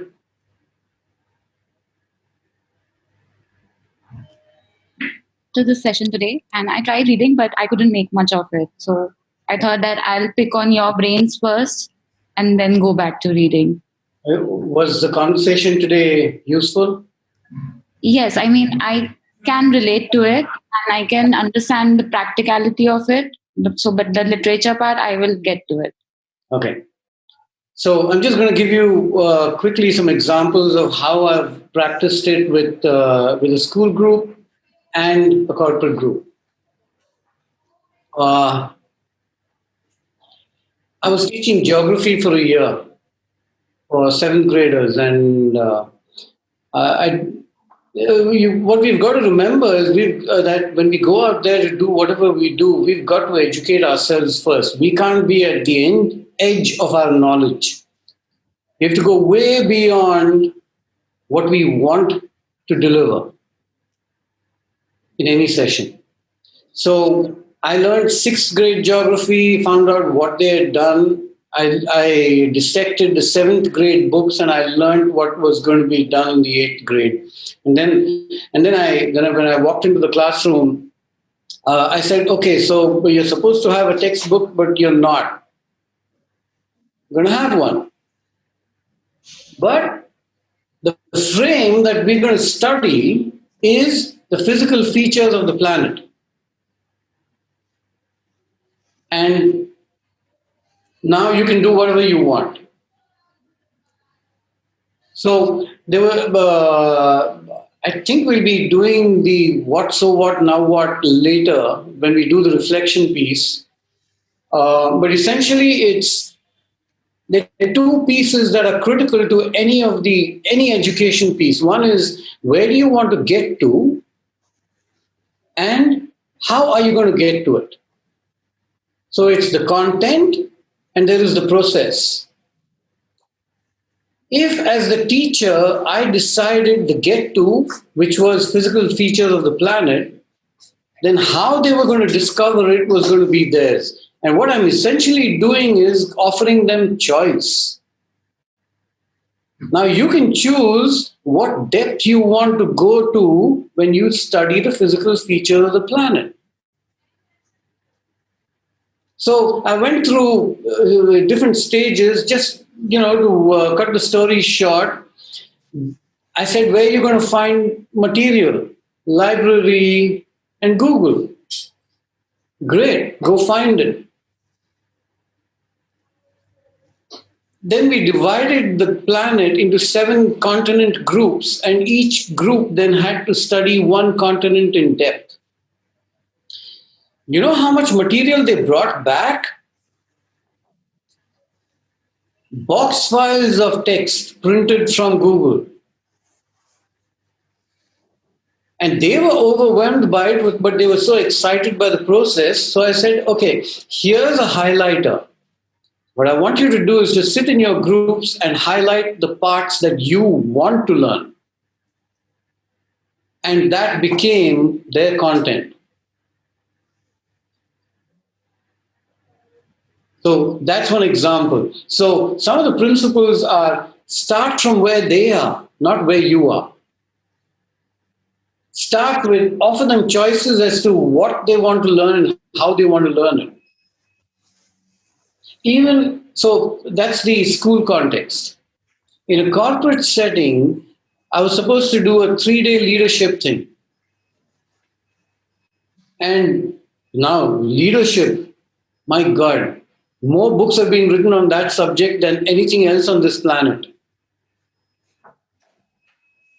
Now, which approach am I going to use? Am I going to go to Stephen Covey? Am I going to go to situational leadership? Am I going to go to, I don't know, what? Outdoor leadership? What exactly am I going to do? So I said, you know what? I'm just going to read up as much as possible. I made my notes on everything, and I created my own interpretation of what leadership was about. And then I walked in and I said, you know why you're here? And they said, yeah, we're on a leadership program. And I said, do you think I'm going to give you anything? They said, well, you're supposed to. And I said, I retire. Because anything I give you, you're just going to take, and you're going to exercise your choice anyway. So let's exercise choice at the beginning. Tell me what leadership means to you. And here's the beauty of it. I don't know if I've said this to you, but I usually say it, so I'll say it now. You already know everything that there is to know. My job is to only give you a language. And that's what I'm doing. So when we say challenge by choice, don't get stuck to it. What are the principles? The moment you invite people to do something, don't make it threatening and compulsory and mandatory or whatever. The moment you offer them choices, they will do what they want to do, which essentially means that you're transferring responsibility and accountability of the learning to the group. And they will start from where they are. Simple. It's so easy. And we had a fantastic program because we co-created. I just didn't go and tell them that, look, I know all there is to know, and here's a model that's really relevant to you, and here's a gyan about, forget it. When they came up with something, I said, you know what? This is what Covey said about this. This is what somebody else said about this. And I was prepared with my stuff, and I just presented a language. That is challenge by choice in action. And the power that people feel when they are responsible for their own learning is remarkable. Indeed, the second last session, I retired. And I let them know beforehand, and I tell them that I'm going to run the first outdoor session, you are going to run the second one. And you are going to practice all the principles that we talk about in between. You are going to run the activities, you are going to process them, you are going to decide the safety, you're going to do all that stuff. I'm going to teach you about it, but you're going to run the show. And we've had amazing response. It's just incredible what happens. Is there anybody who's done deep here? No. Yeah, Archana, if you're still there. Who else? Anup.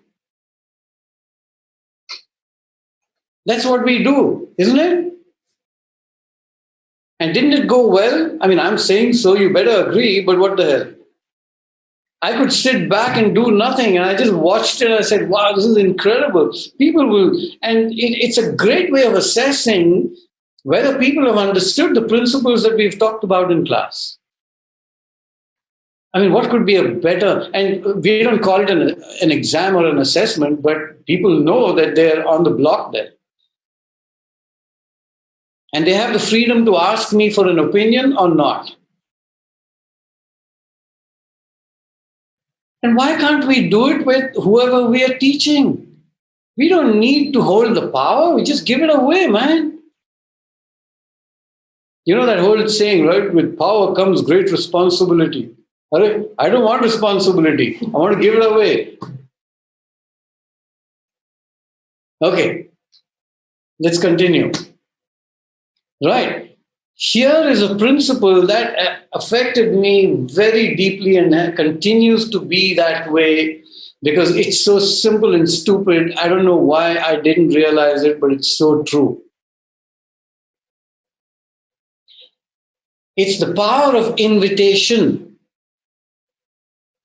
Now, what does that mean? So what what the model says is there's certain assumptions that are made. Anybody wants to challenge that, go ahead and do so now.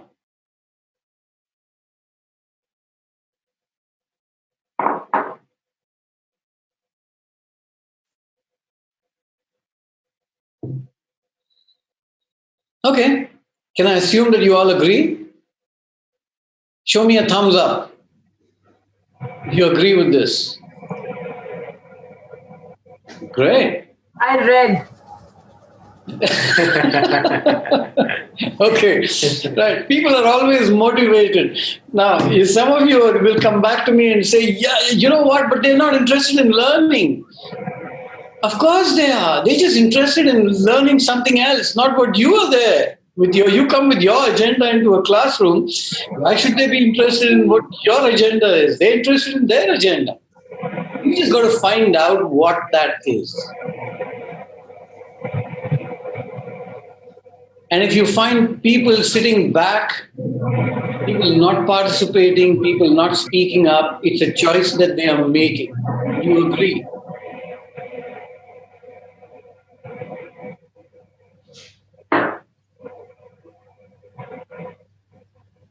Everybody disagrees. So the behavior of sitting back, staying quiet, not responding, not participating, you know those two characters we saw earlier? It's a conscious choice that they made. And the root of that behavior is that they're trying to be as safe as they can. Simple.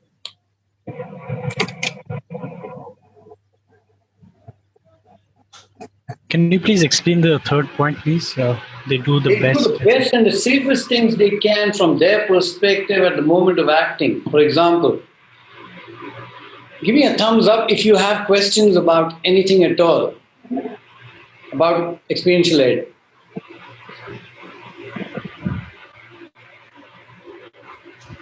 Right. Now, is there a reason you have not asked them?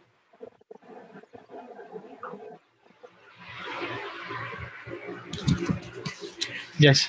Yes. Is there a reason I haven't heard them? Yes. And what you did was the safest thing that you could by not asking or asking. It's a choice you made.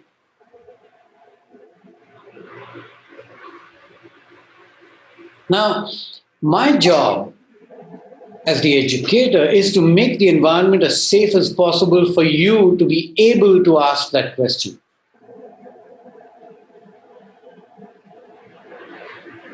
If I'm threatening, if I use punishment and humiliation and Murga Bano as solutions to you not participating, then I've created an unsafe environment. But if I consider your questions, if I answer them, or if I bring you to that place where you are considering the answers yourself and I question you about it, then whatever behavior you are choosing at this point is a choice you are making. And you can decide whether that's working for you or not. Does that make sense? Yes. So, a great movie that you can watch between now and the next session is a movie called Dead Poets Society. Robin Williams. Brilliant movie about a teacher. And these principles... yeah. I'm sorry, I wanted to ask in the last part, did you mean to say that, a threatening environment is always a reason why somebody may not be asking you a question? Because my answer is that no, right? Because I'm just processing basically. And I have a lot of questions in my mind, but I'm just processing there's a lot of reading material, and I'm just listening everything. But if I don't get my answers, I will ask my questions. So I didn't quite get the third part. Whatever you're doing right now is the safest thing that you can do at this point in time, and that might change. Yeah. Yeah? Mm-hmm. Okay. And as an educator, I will never know. Yeah. I've got to figure it out. The only question I ask myself is, am I doing anything that's threatening this group? Am I judging you? Am I calling you names? Am I punishing you? Am I putting you in the corner? Yes, I'm asking a lot of questions back, but that's, and the way I ask them also makes a difference. But I want to be, as the educator, I want to be really aware of whether I'm contributing to, if I'm being threatening in any way, because if I am, then it's not fair.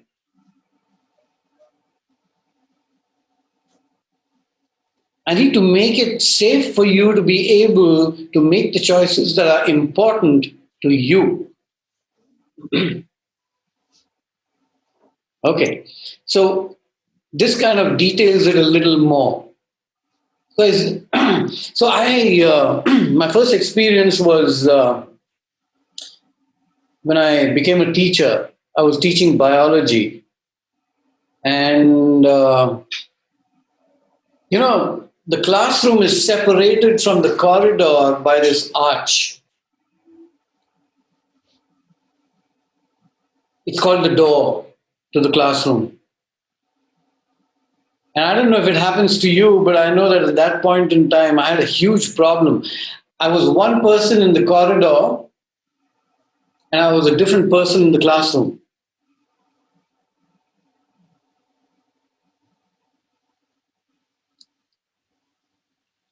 Why? It was okay for people to hang off my shoulder, for kids to hang off my shoulders in the corridor, not in the classroom. In the classroom, I am teacher. When I say sit, you sit. When I say stand, you stand. You ask for permission, you put your hand up, all that stuff. I couldn't figure it out for years. I know it was a switch coming on in my brain. That you are so-and-so outside that frame, you are so-and-so inside that frame.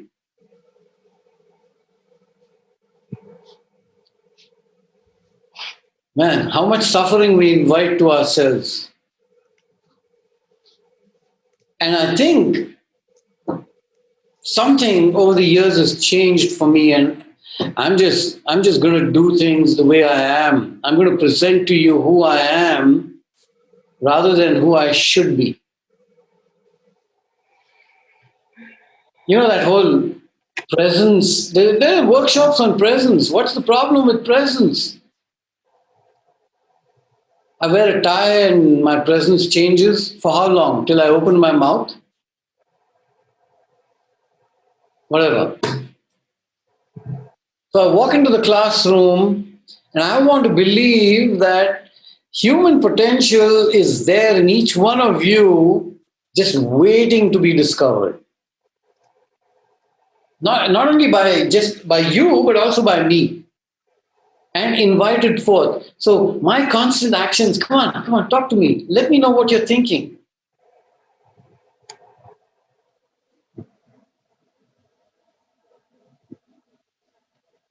If you are inviting in a disinviting environment, you change the environment. So a lot of the classroom trainings that I've done in corporate especially, there were organizations that said, you know what, we'd like to have one of our HR people sit there. I said, great, no problem. Condition, they participate. There's no way I'm letting you sit there and make notes on whether I covered something at 10:15 and instead of 10:15, I covered it at 11:15. No way. You're either part of it or you're not. Because the presence of that person was creating a disinviting environment, not just for me, but for the group. Because they become aware of the fact that HR is watching. And they're going to get brownie points by asking questions or standing up and shaking a leg or whatever. I don't know, man. That's what we mean by disinviting environment. Threat. So the presence of that HR person was an invitation for me to invite them into the space of the classroom and say, if you want to learn something, hang in there. Otherwise, take your notebook, take a walk, go back and do more important stuff.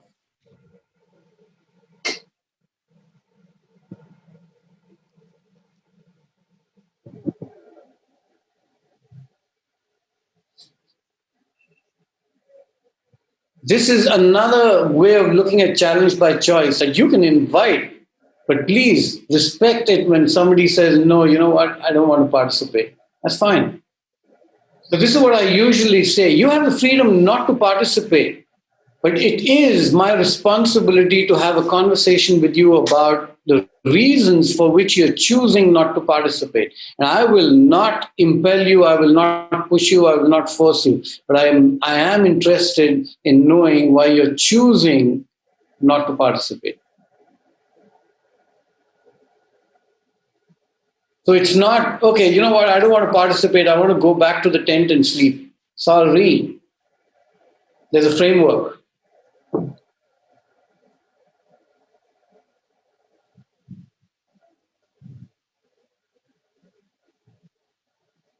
It just changes everything in the relationship.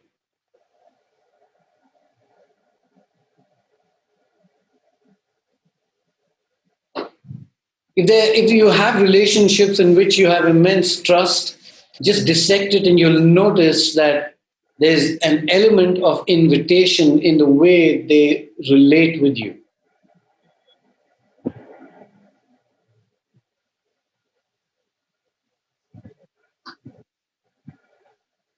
So here's a story.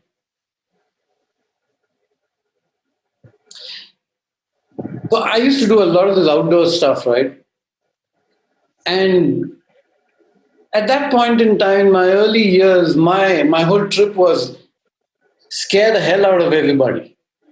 So do some really scary activities like rappelling and rock climbing and stuff like that. Tie them up in ropes and harnesses and scare them, because there's something about that moment. So I used to do a lot of that stuff. And in '96, I'd gone to England to educate myself in this field of outdoor education. So I did a rock climbing instructor's course. I did a mountain leadership course. I did all kinds of stuff. I came back. My life had changed. The way I saw things had changed. And as luck would have it, I got a lot of corporate work very early in my career. And so this group comes and this was the first BPO in the country.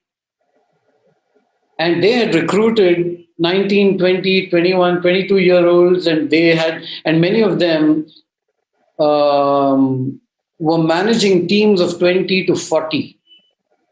And all these other kids are all their age. And, and suddenly they're elevated to a status of being a team lead, and they sent these team leads on this 5-day program to me in the outdoors. I was in Panchgani at that point in time. And so I did what I do.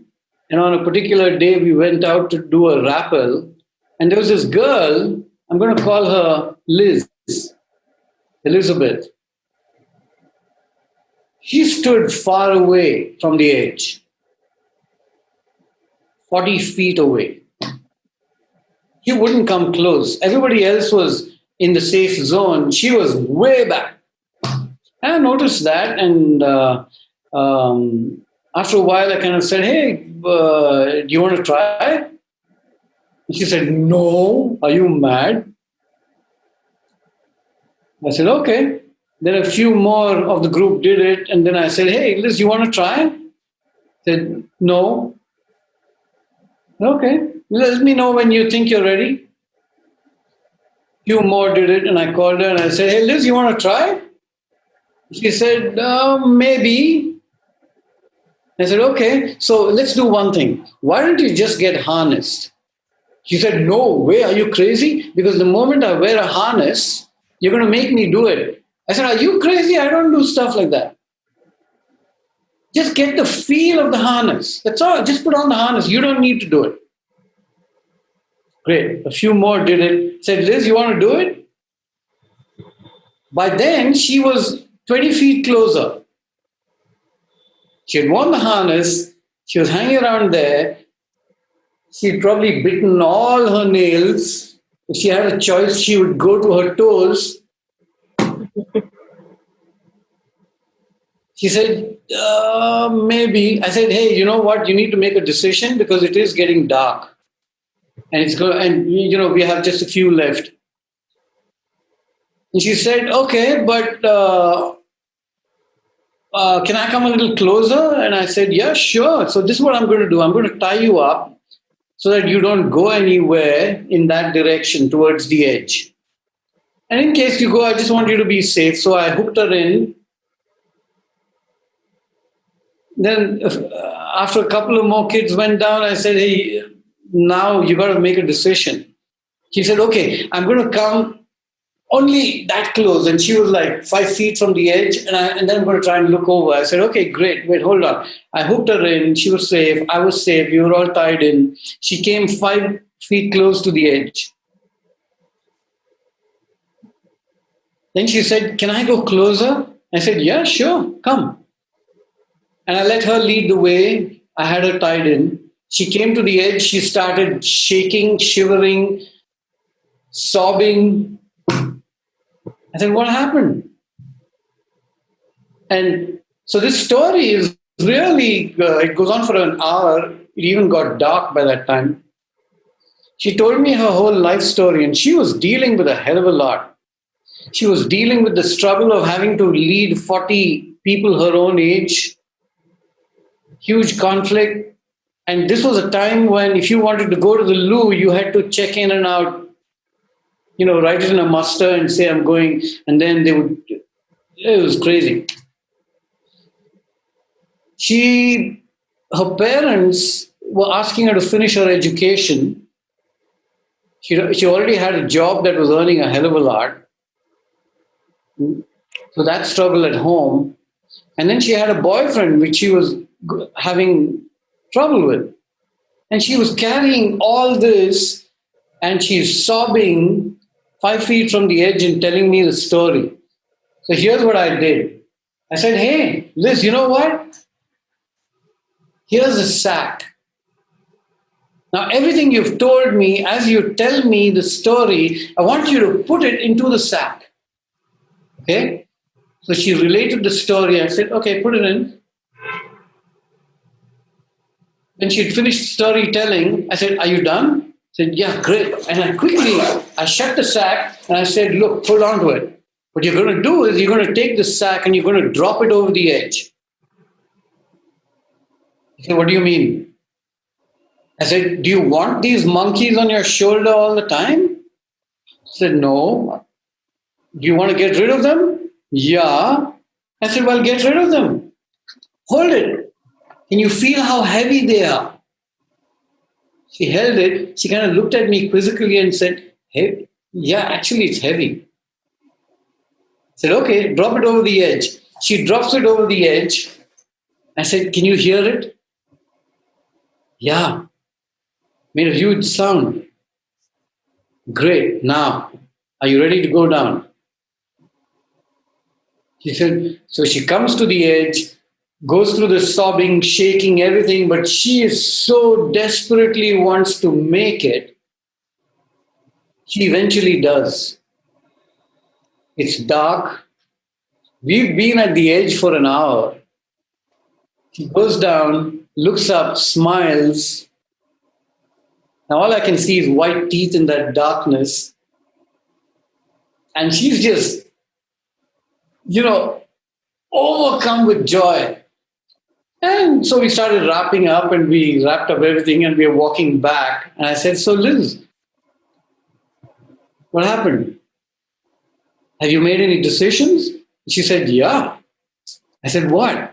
And she says, I've decided to become a nun.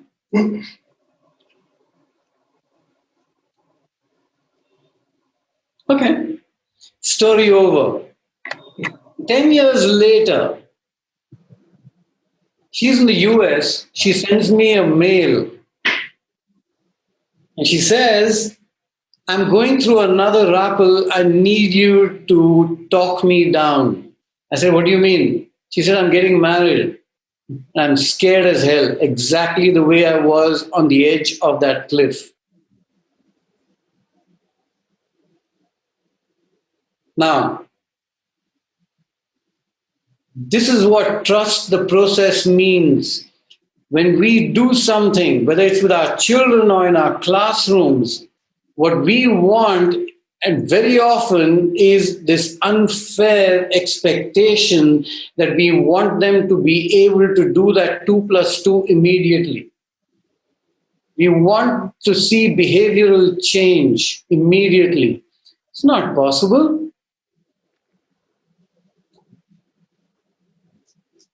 It might take 10 years. Trust the process. Do what you do it well. Trust the process. Something will change for them, but only they will be responsible for what happens later, not you. You just create the environment and you nurture it like ee2go3 says, and that's all our job is. Nurture the environment, nurture the moment, stay there, and something may or may not happen.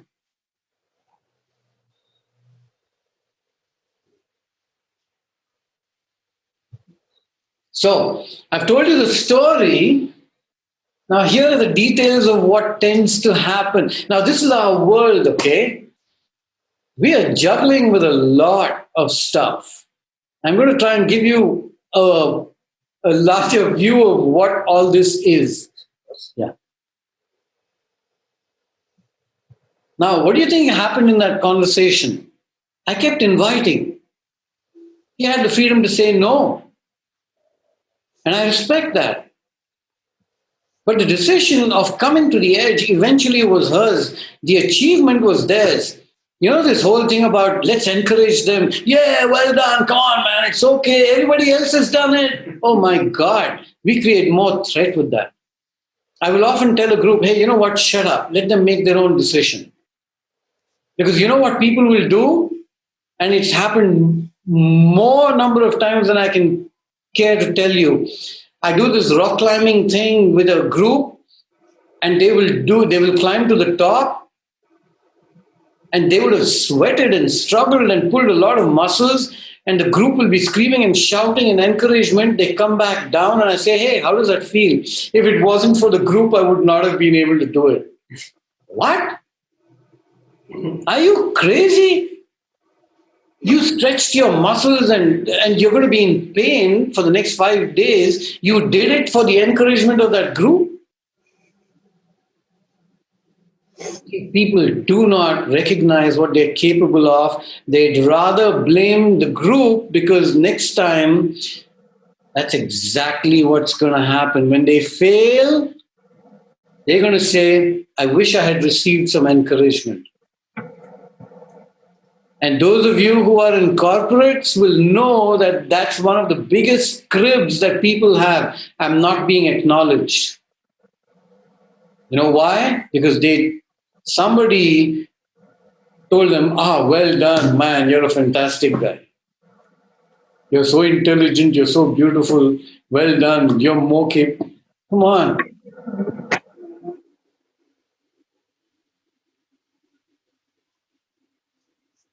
Yes, Stefania. So you were with a group and you spent an hour or more with Liz.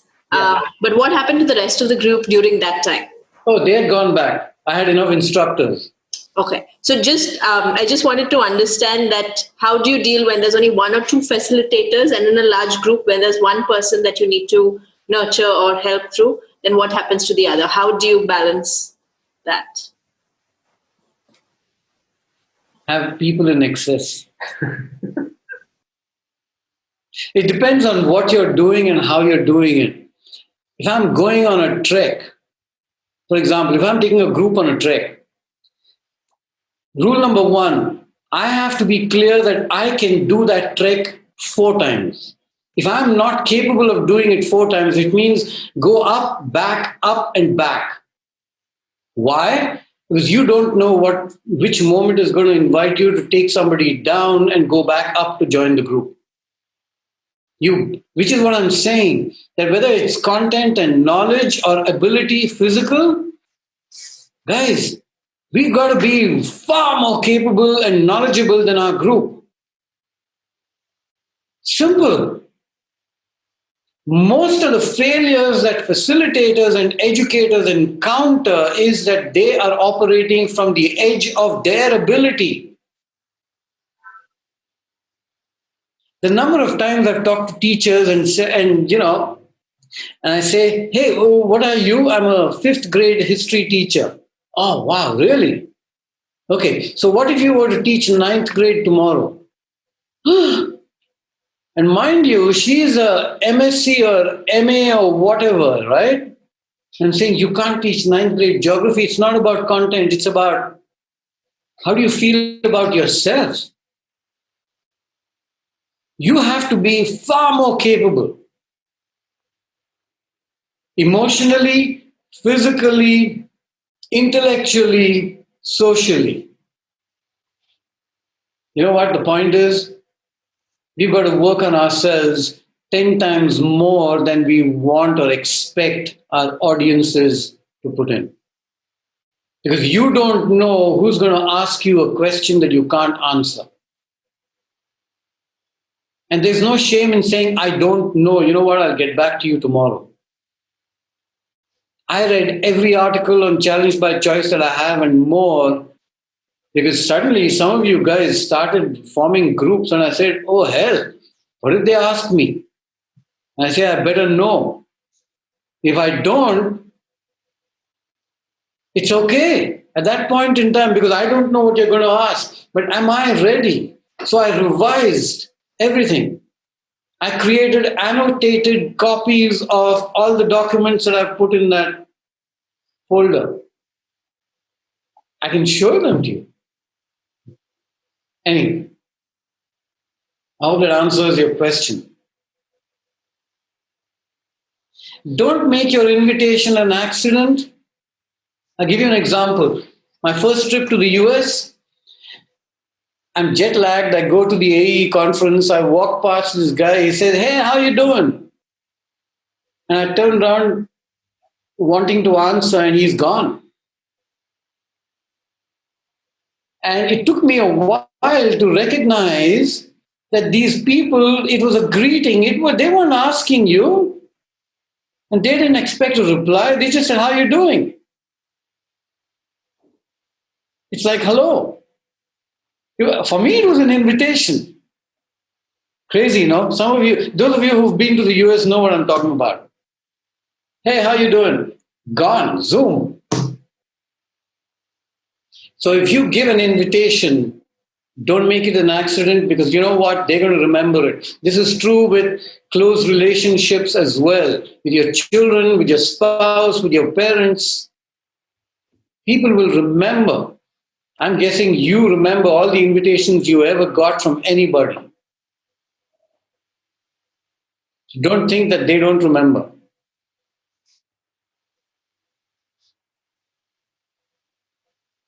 You know what? We've got one life. You may not get another chance. So if there's any relationship in your life where an invitation is necessary, do it today.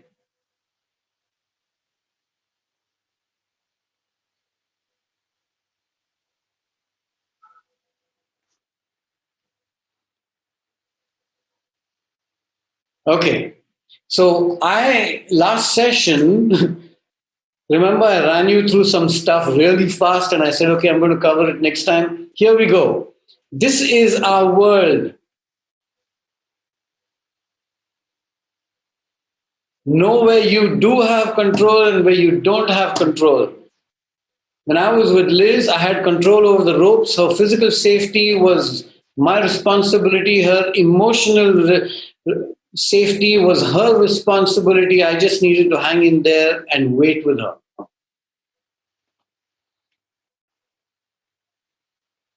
I had no control over her emotional state. Know what you're in control of and what you do not have control over.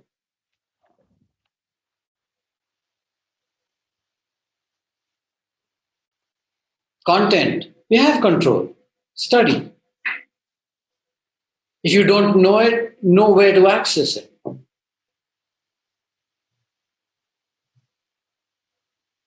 Okay, there are 5 elements that are really important. Why are you doing what you're doing? Know that. Frame it. State it. Articulate it. Why are we gathering? What are the expectations that people have? What's the content? Know more than your audience. And here are some questions just as a direction. What does the organization or institution want? Why am I choosing to do this? What does successful delivery look like? And it does not have to be in the client's language. It can be your own. For me, after all that corporate work and return of investment and all that, I was really confused. There was a stage when I said, what the hell am I doing? Because I wasn't seeing change. See, you know why? Because I met the audience on day one morning. We all traveled from wherever we were, landed at that outdoor site, went away on the next evening. I never met them again in my whole life. I'm saying, how do I know? How do I measure? And I was losing faith for a while. Because, I was on one of those trips that many of us are on. I want to bring about change in the world. I want to change the world. Realized I couldn't. And then this organization came along and they said, hey, you know what? One day, 120 people, here's the objective. 95% recreation, fun, 5% learning, whatever that means. Do you know what that means? Whatever. More people at the end of that one day came back and said, my God, I learned so much today. I said, what is this madness that I do something for recreation and people learn? And when I go out there to teach somebody about leadership and team building and communication and whatever else, I have no idea. I'm not able to gauge. What's the story here? So I had my own gauge, and the gauge even today is this. I'm looking at all of you right now, okay? If I can see the twinkle in 2 people's eyes, I consider my job done.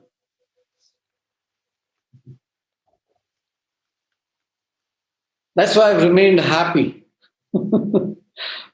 I don't know whether they changed, but damn well know this, that on that day, I saw the twinkle and they showed it to me.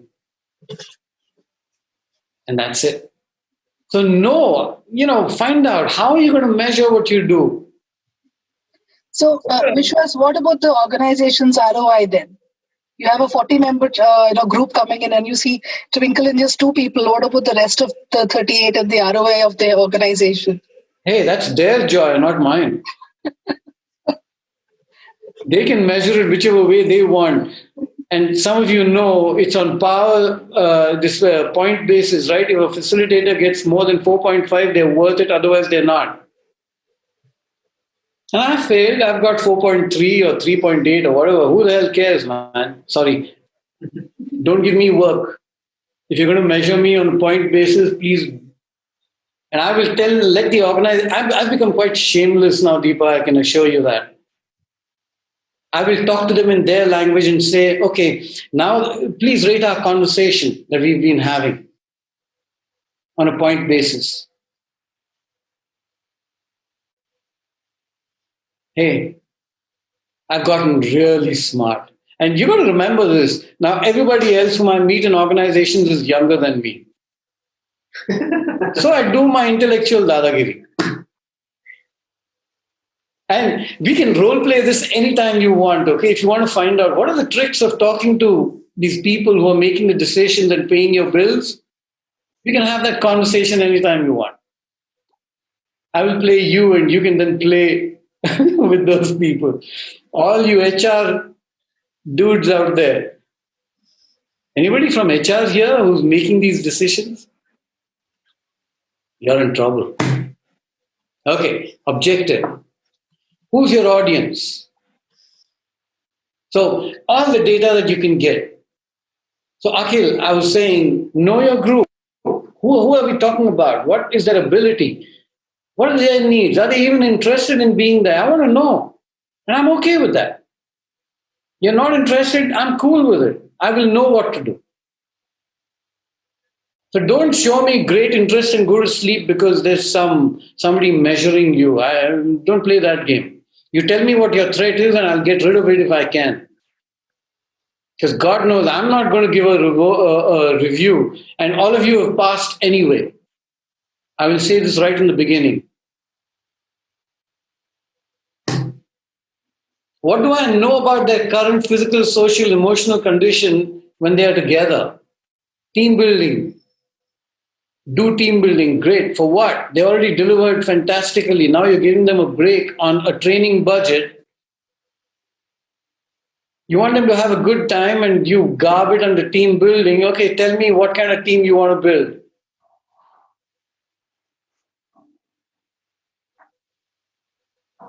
What's their background? Are there any cultural issues? Oh, I've done some very interesting work in Kolkata. Very different culture. Damn, from what I know. I had so much fun because I had to, you know what I did? I just changed the menu. Anybody from Kolkata here? Yeah. I just cancelled all the mishti doi and chicken and mutton and everything. And on a particular meal, I said, make your own meal today. Finished. I had them at the edge of their seats. Ye khana hai. And the theme was change. So, it took me a day to figure this out. But day 2 and 3 were brilliant because they were hungry in more ways than one. Will I be able to manage them? There's a lot of young corporate trainers who are, 25, 28, 30, and sometimes they get invited to lock horns with 40 and 50-year-olds. And it's scary. Bala, remember? I almost got thrown out on that program. First hour. I'm not going to tell you which organization, who it was, but here's the thing. Have I told you this? Yeah, in the first session. Yeah, no. You had shared it. Huh? Where you got to do them a lot of exercises and they were very angry with you. Is that the one? That's it. And you know what? In those 10 minutes, I got to know more about how they function than they knew. And sometimes we've got to do stuff like that. So knowing your audience is critical. It helps. Will I be able to manage them? I had no idea after I did that. I swear to God, I had no idea. I said, "Khatam, mera career hi khatam ho gaya." But it turned around. It was brilliant. And I got more work from them. one of those managers years later was responsible for giving me work to do that for me is a landmark in my own growth. And he came to, so all this was in Bangalore, and then about 5 years later, Bala calls me and says, hey, this guy wants to meet you. I didn't know who this guy was, yeah. So we met at a hotel for breakfast. He looks and he comes up and he says, damn it, I knew it. I knew it had to be the bald head. And it's one of those scenarios, and this is how you're going to build a rep, okay? If you go by your conviction and believe in what you're doing, this guy gave me an open budget and he said, I'm giving you 3 days. I want an answer. And he said, I'm willing to take the risk of having you design it. I never shared this with you, Bala, but it was one of the best programs I've ever done. It just changed my life and the way I see what I do. At some point in time, I will tell you stories similar to that. So item number 3, where are we going to be? How is that going to affect people? What can I do to trigger people into creating that disequilibrium?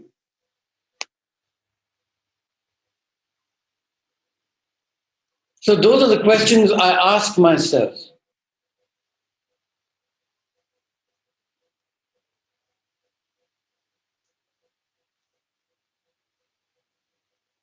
Okay?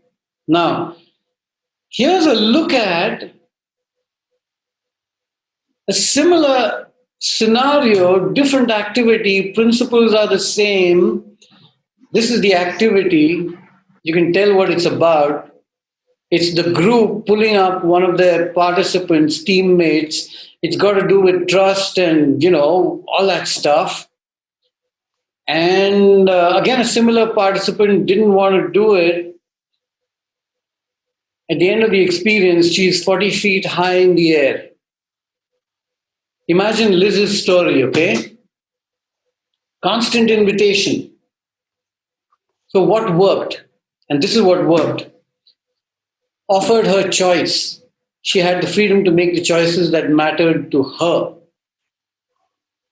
When you do that, it gives people a feeling of control, that they're in control of the decisions they're making, not you as the teacher.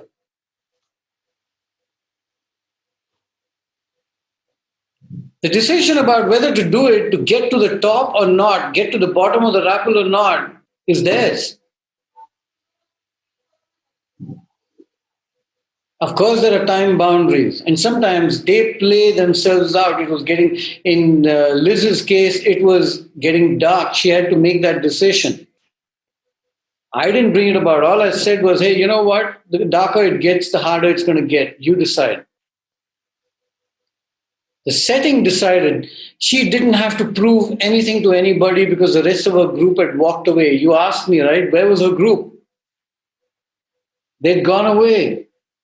No peer pressure, no encouragement, no dependency on anything. The only thing that was valid at that point in time was what she chose to do.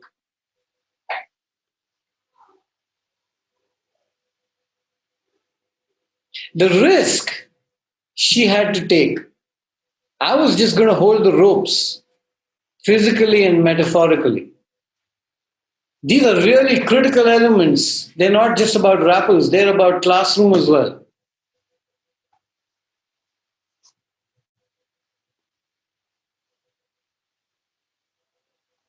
Do you have stuff? One of my gurus tells a story. His name is Karl Ronke, by the way, Karlrohnke.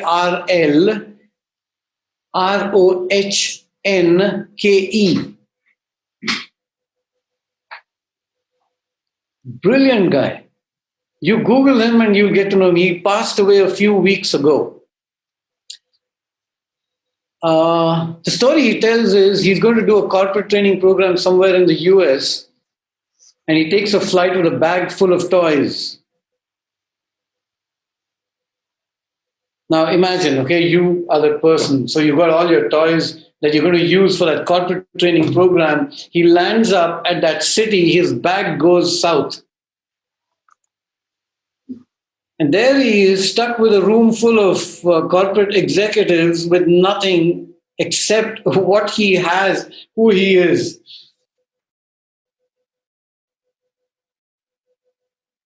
It needed that scenario for him to realize that he was far more capable, and he ran an entire day without a single prop. And he wrote a book eventually as a result of that experience called The Pocketbook Adventure, which fits, it's exactly the size of your back pocket. It fits in there, and it has a whole bunch of activities that you can do propless. You want more propless stuff? Go to fundoing.com. Whole bunch of activities by Chris Cavert. So do you have the resources? Do you have your stuff? What are you dependent on? Whom are you dependent on? What if they're not there? Do you have an alternate plan? You better have one. God is great. He puts you into interesting scenarios. Raise your hand if you know what I'm talking about. You go with a fantastic plan, and then you just find one window and you got to throw out your plan because there's nothing there.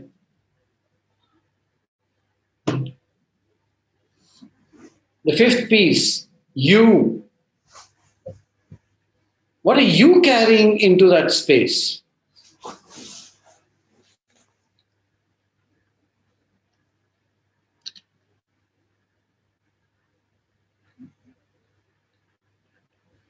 Have you ever been in an emotional upheaval 5 minutes before walking into a training room? Something happened and you're like, destroyed. Inside you're a mess. And you got to go out there and do your thing because you're committed. I was in one such situation. I was driving to the venue and something happened in my life and I was a wreck. I stopped the car, called a friend, had a chat with him, sobbed my heart out in the middle of nowhere in the wilderness, shamelessly. And then I went to the venue, the group was already there, I went up to them and said, hey, you know what, guys, I'm not in the best frame of mind. I need a couple of hours, but we'll keep you busy. My colleagues are going to start this off and I will join you. I took that time off, bounced back, and we had a great program. Be careful about walking into that space in a mess. You know what? We're all animals. First, we can smell fear and angst and sorrow and sadness, and we can smell that. We've got a responsibility. The last thing I wanted to do was transfer my emotional state to them. That's not what I'd committed to do. And these things happen.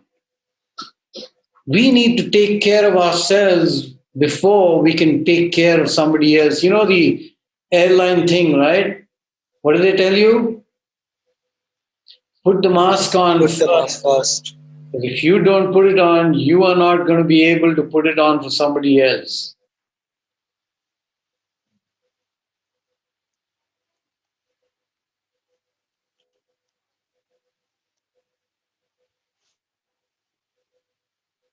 Hey, that's a lot, no? Whew. We're done for the day. Yay! Okay, so before we go, today I want to do a check-in with you. So I'm going to send you a URL, click on it, and please put your comments. You can either make it anonymous. If you don't put your name, it stays anonymous. But I would truly appreciate, the question really is, so we're going to give you a bunch of pictures, and I want to know which picture identifies with where you are about this course so far. And you can write your name at the end or the beginning or not. I want to know. Just stay as honest as you can. Okay? So I'm sending it. It's in the chat. It's in the chat and it's in Slack as well. Please spend some time with it now. Yeah.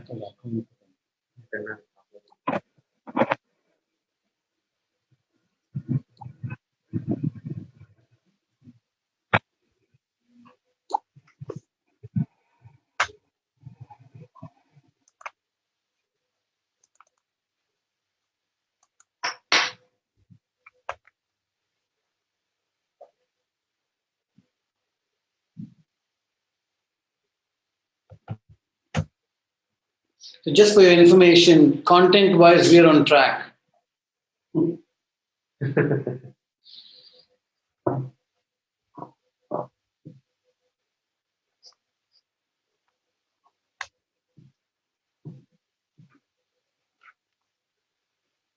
So it says add comment. That's where you need to type in your stuff.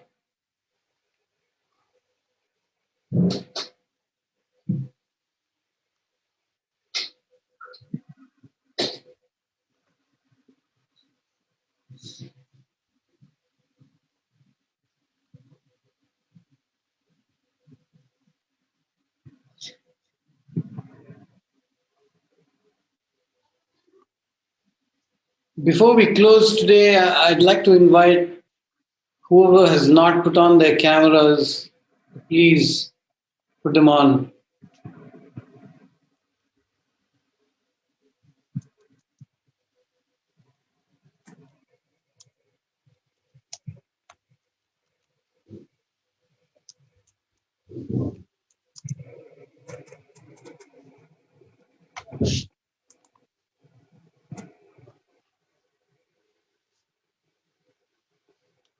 The intention is for you to comment. So be kind, write something. Just a yes and a no may not be the best way to express it, but if that's what you want, that's fine. Vishwas, I'm not able to figure where do I have to write it? It says comment under each picture. Oh, okay. Click on that.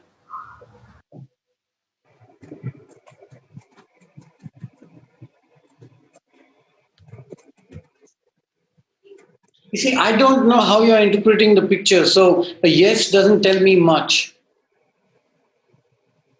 What are you identifying with?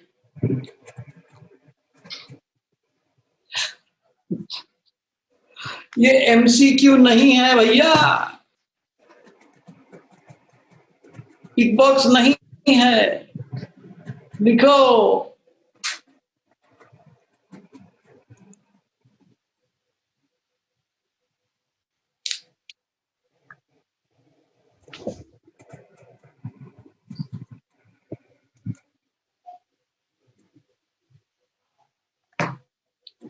Archana, nice fan.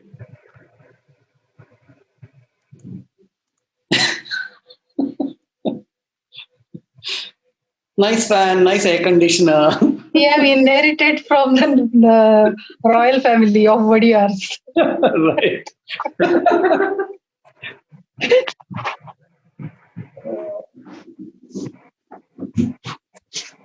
This is the best possible, what to say?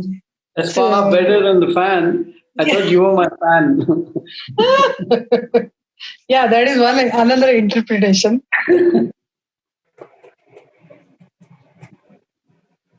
Aditi, are you there?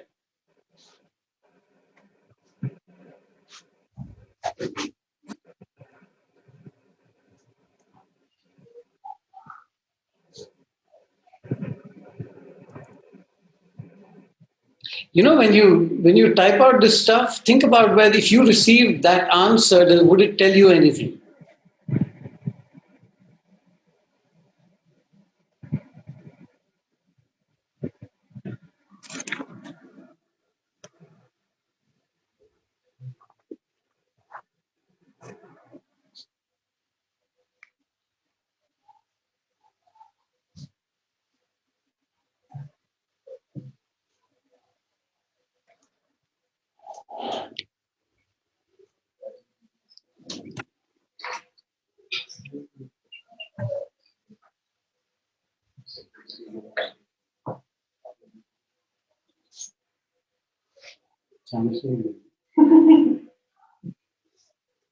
Yeah, Vishwas, there was one query which you wanted me to ask in the forum. So should I go ahead? Go ahead. Yeah. So the query was like if the group size is 20, 30 or even more, the learning style of each participants would be different. So how do we manage in this scenario? Do we divide the group in 4 broad categories of learning style? Will it be operationally feasible? No, you don't. You see, you don't know what their learning style is. Just remember that everybody has has 2 or more learning styles that they lean on. Which is why don't design based on their learning style. Design so that you touch each one of those bases. So you do reflection, you do activity, you do opportunity for practicing what they've learned, an abstract concept. So touch all bases so that everybody in the group at some point in time will come alive and their learning will happen. So it's our responsibility to practice those 4 styles, of presenting what we do in those 4 styles.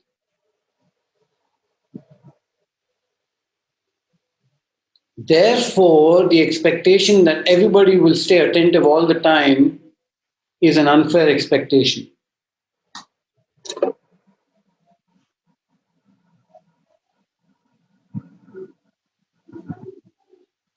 Does that answer your question? Yep. I'm here. If there are any questions, if you've finished doing that and you have a question, just throw it out here. I'm here if you want.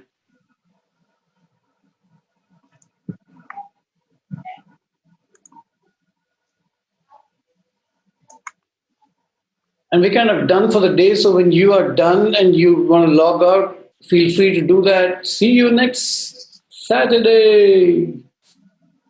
What happened about the 10-gram thing? You wanted us to... I know. So I had a choice between finishing what I started last time or doing the 10-gram thing. Also, we're going to do it. We will do it next time. So maybe we'll start that next time. Cool. With that, yeah.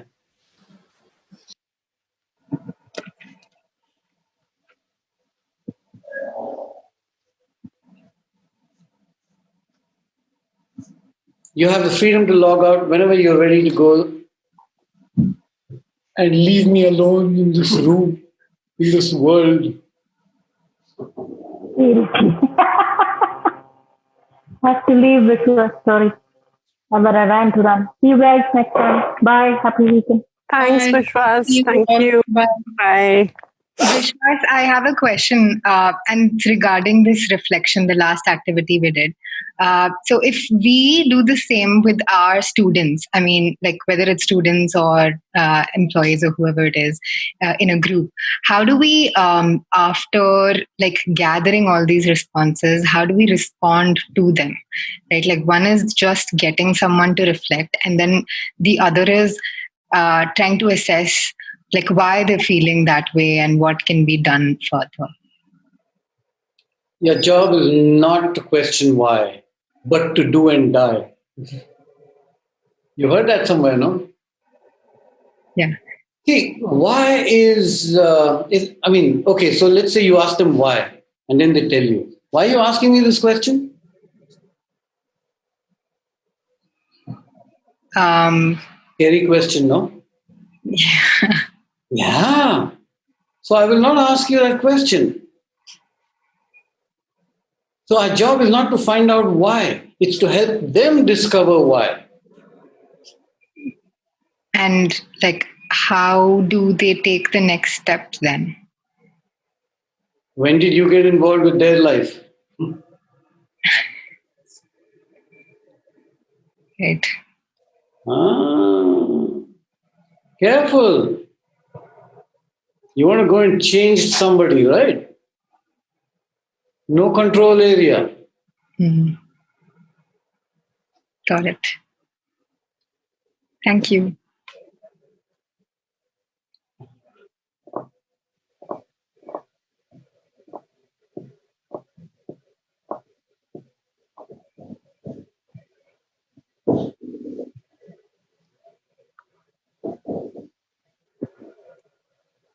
See, I'm the captain of the ship, so I have to sink last. If you don't leave and you don't ask, then we're all going to hang around here and you're going to miss dinner, man. I know We you're are testing you, Vishwas. We are putting you in a. Okay, so I have a question. Yeah. Say I have a curriculum to cover, and it's a classic school curriculum. Let's say I'm a biology teacher and I have this curriculum to cover. So I do have that curriculum to offer, and within that framework, how much choice do I give the students? I can bring creativity into the classroom, but I don't think I can give a lot of choice. I still have this 12 chapters to cover. So I can choose to do that chapter in a different fashion. Why don't you guys go and do research and come back to me or something like that? You're just limiting it by. Just tell me my name. You're just limiting. You already put yourself into a box. Take those 12 chapters and find out what is biology at that level trying to say. And what you got to then do is dissect it and say, okay, big picture.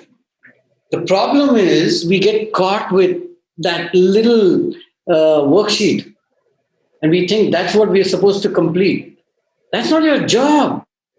The job is that, getting them to be able to look at biology as a beautiful thing, not finish a worksheet. When you can get to that place, you will look at biology differently. Then the whole world is a playground. When I did geography and I said physical features of the planet, you'd be amazed at what they came up with. They learned 11th grade and college level geography without knowing it. I didn't teach them a damn thing. My job as a teacher, there's only one intention. How can I make life easier for myself? Give them the learning responsibility. But I have to put in tons of work. With every presentation that you're seeing, we've put in at least 3 days of work.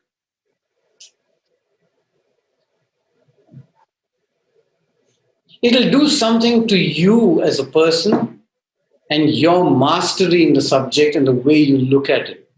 Right now, you're stuck like this. Biology is this. I'm saying, hey, biology is all this. I don't know. Does that answer? Yes, it does. I mean, it's the classic question, like trigger the curiosity in the learner. Don't you dare say it's hard. Because it is. But only once. Yeah, I mean, the thing is, my answer that I heard is how do I trigger the curiosity in the learner rather than of a series of checklists? Like, how do I let them do this? Yeah, go a zillion different ways. Go. You see, the problem is you are walking in a set mind frame saying, I have to finish. I'm saying change that. Walk in there and say, hey, any idea what biology means? Does anybody know what biology means? Where does the word come from? What's the origin? What's the etymology? Start from there as an example. And let them discover it. They will learn how to learn. That's our job, man.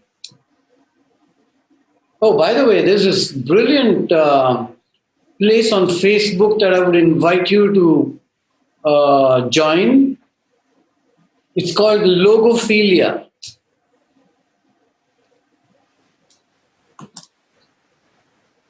And this guy's a master in the origin of words.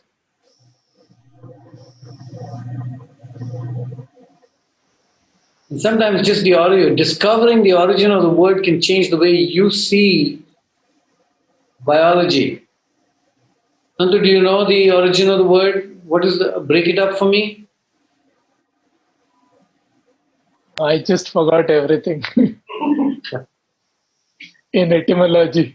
You got a job to do. Do it. Go do it. Next time you're going to tell me. Okay. So I have a, how do you ask questions? I mean, how do you know what questions to ask? I think you never know till you ask. Question. You never know till you ask them.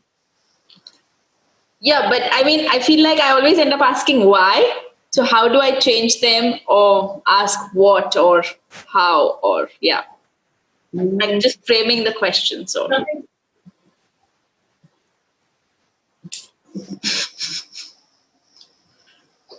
this is my first line when we do the module on reflection.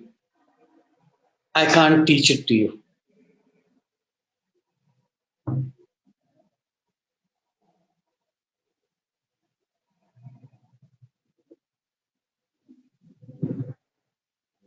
Ask me a question that invites me to explore.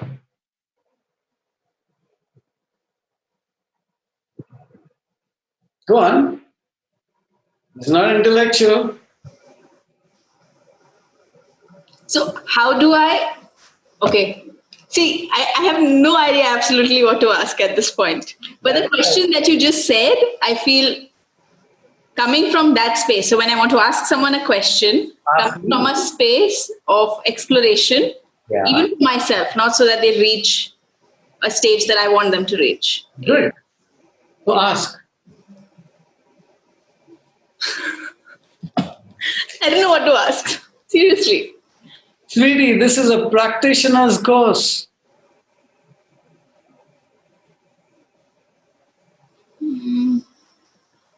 Here I'll point you, I'm putting a lot of stuff in the folder anyway, no? This is a practitioner's, step in there and ask the most stupidest question you can ask. But your only job is to invite exploration from me. You see, most times we ask questions because we know the answer or we think we know the answer. And we want to get that person to that answer. So that why? After a while, I'm going to say, why the hell are you asking me why? Why not?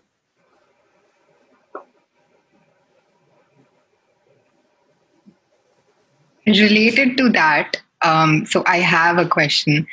How do you integrate the various activities that are available or the ones that you create with the questions that you ask or like the questions that the students ask? So how do you anticipate what is going to happen and then integrate the activities to lead to... Answer your question. You don't anticipate. You can't. I mean, there would be some kind of a preparation that we need to go in with, right? So yes. So without anticipating what, how are we going to even prepare for it? I mean, Arushi, correct me if this is what you wanted to ask. Yeah. Okay. Yeah. You see, the thing is that if you can go through a preparation, which is why I keep saying this, right? You think you're going to get it tomorrow? Huh. Next 10 years, you keep slogging. And that's fine. The problem is we think facilitation is this. You know what this is, right? Sorry. This is predictable. Your audience is not. And you want to become predictable. How is that possible? Therefore, cancel. We will come to that. I will teach you, I will present to you ways of looking at what you do and expanding the possibility of your world of inquiry.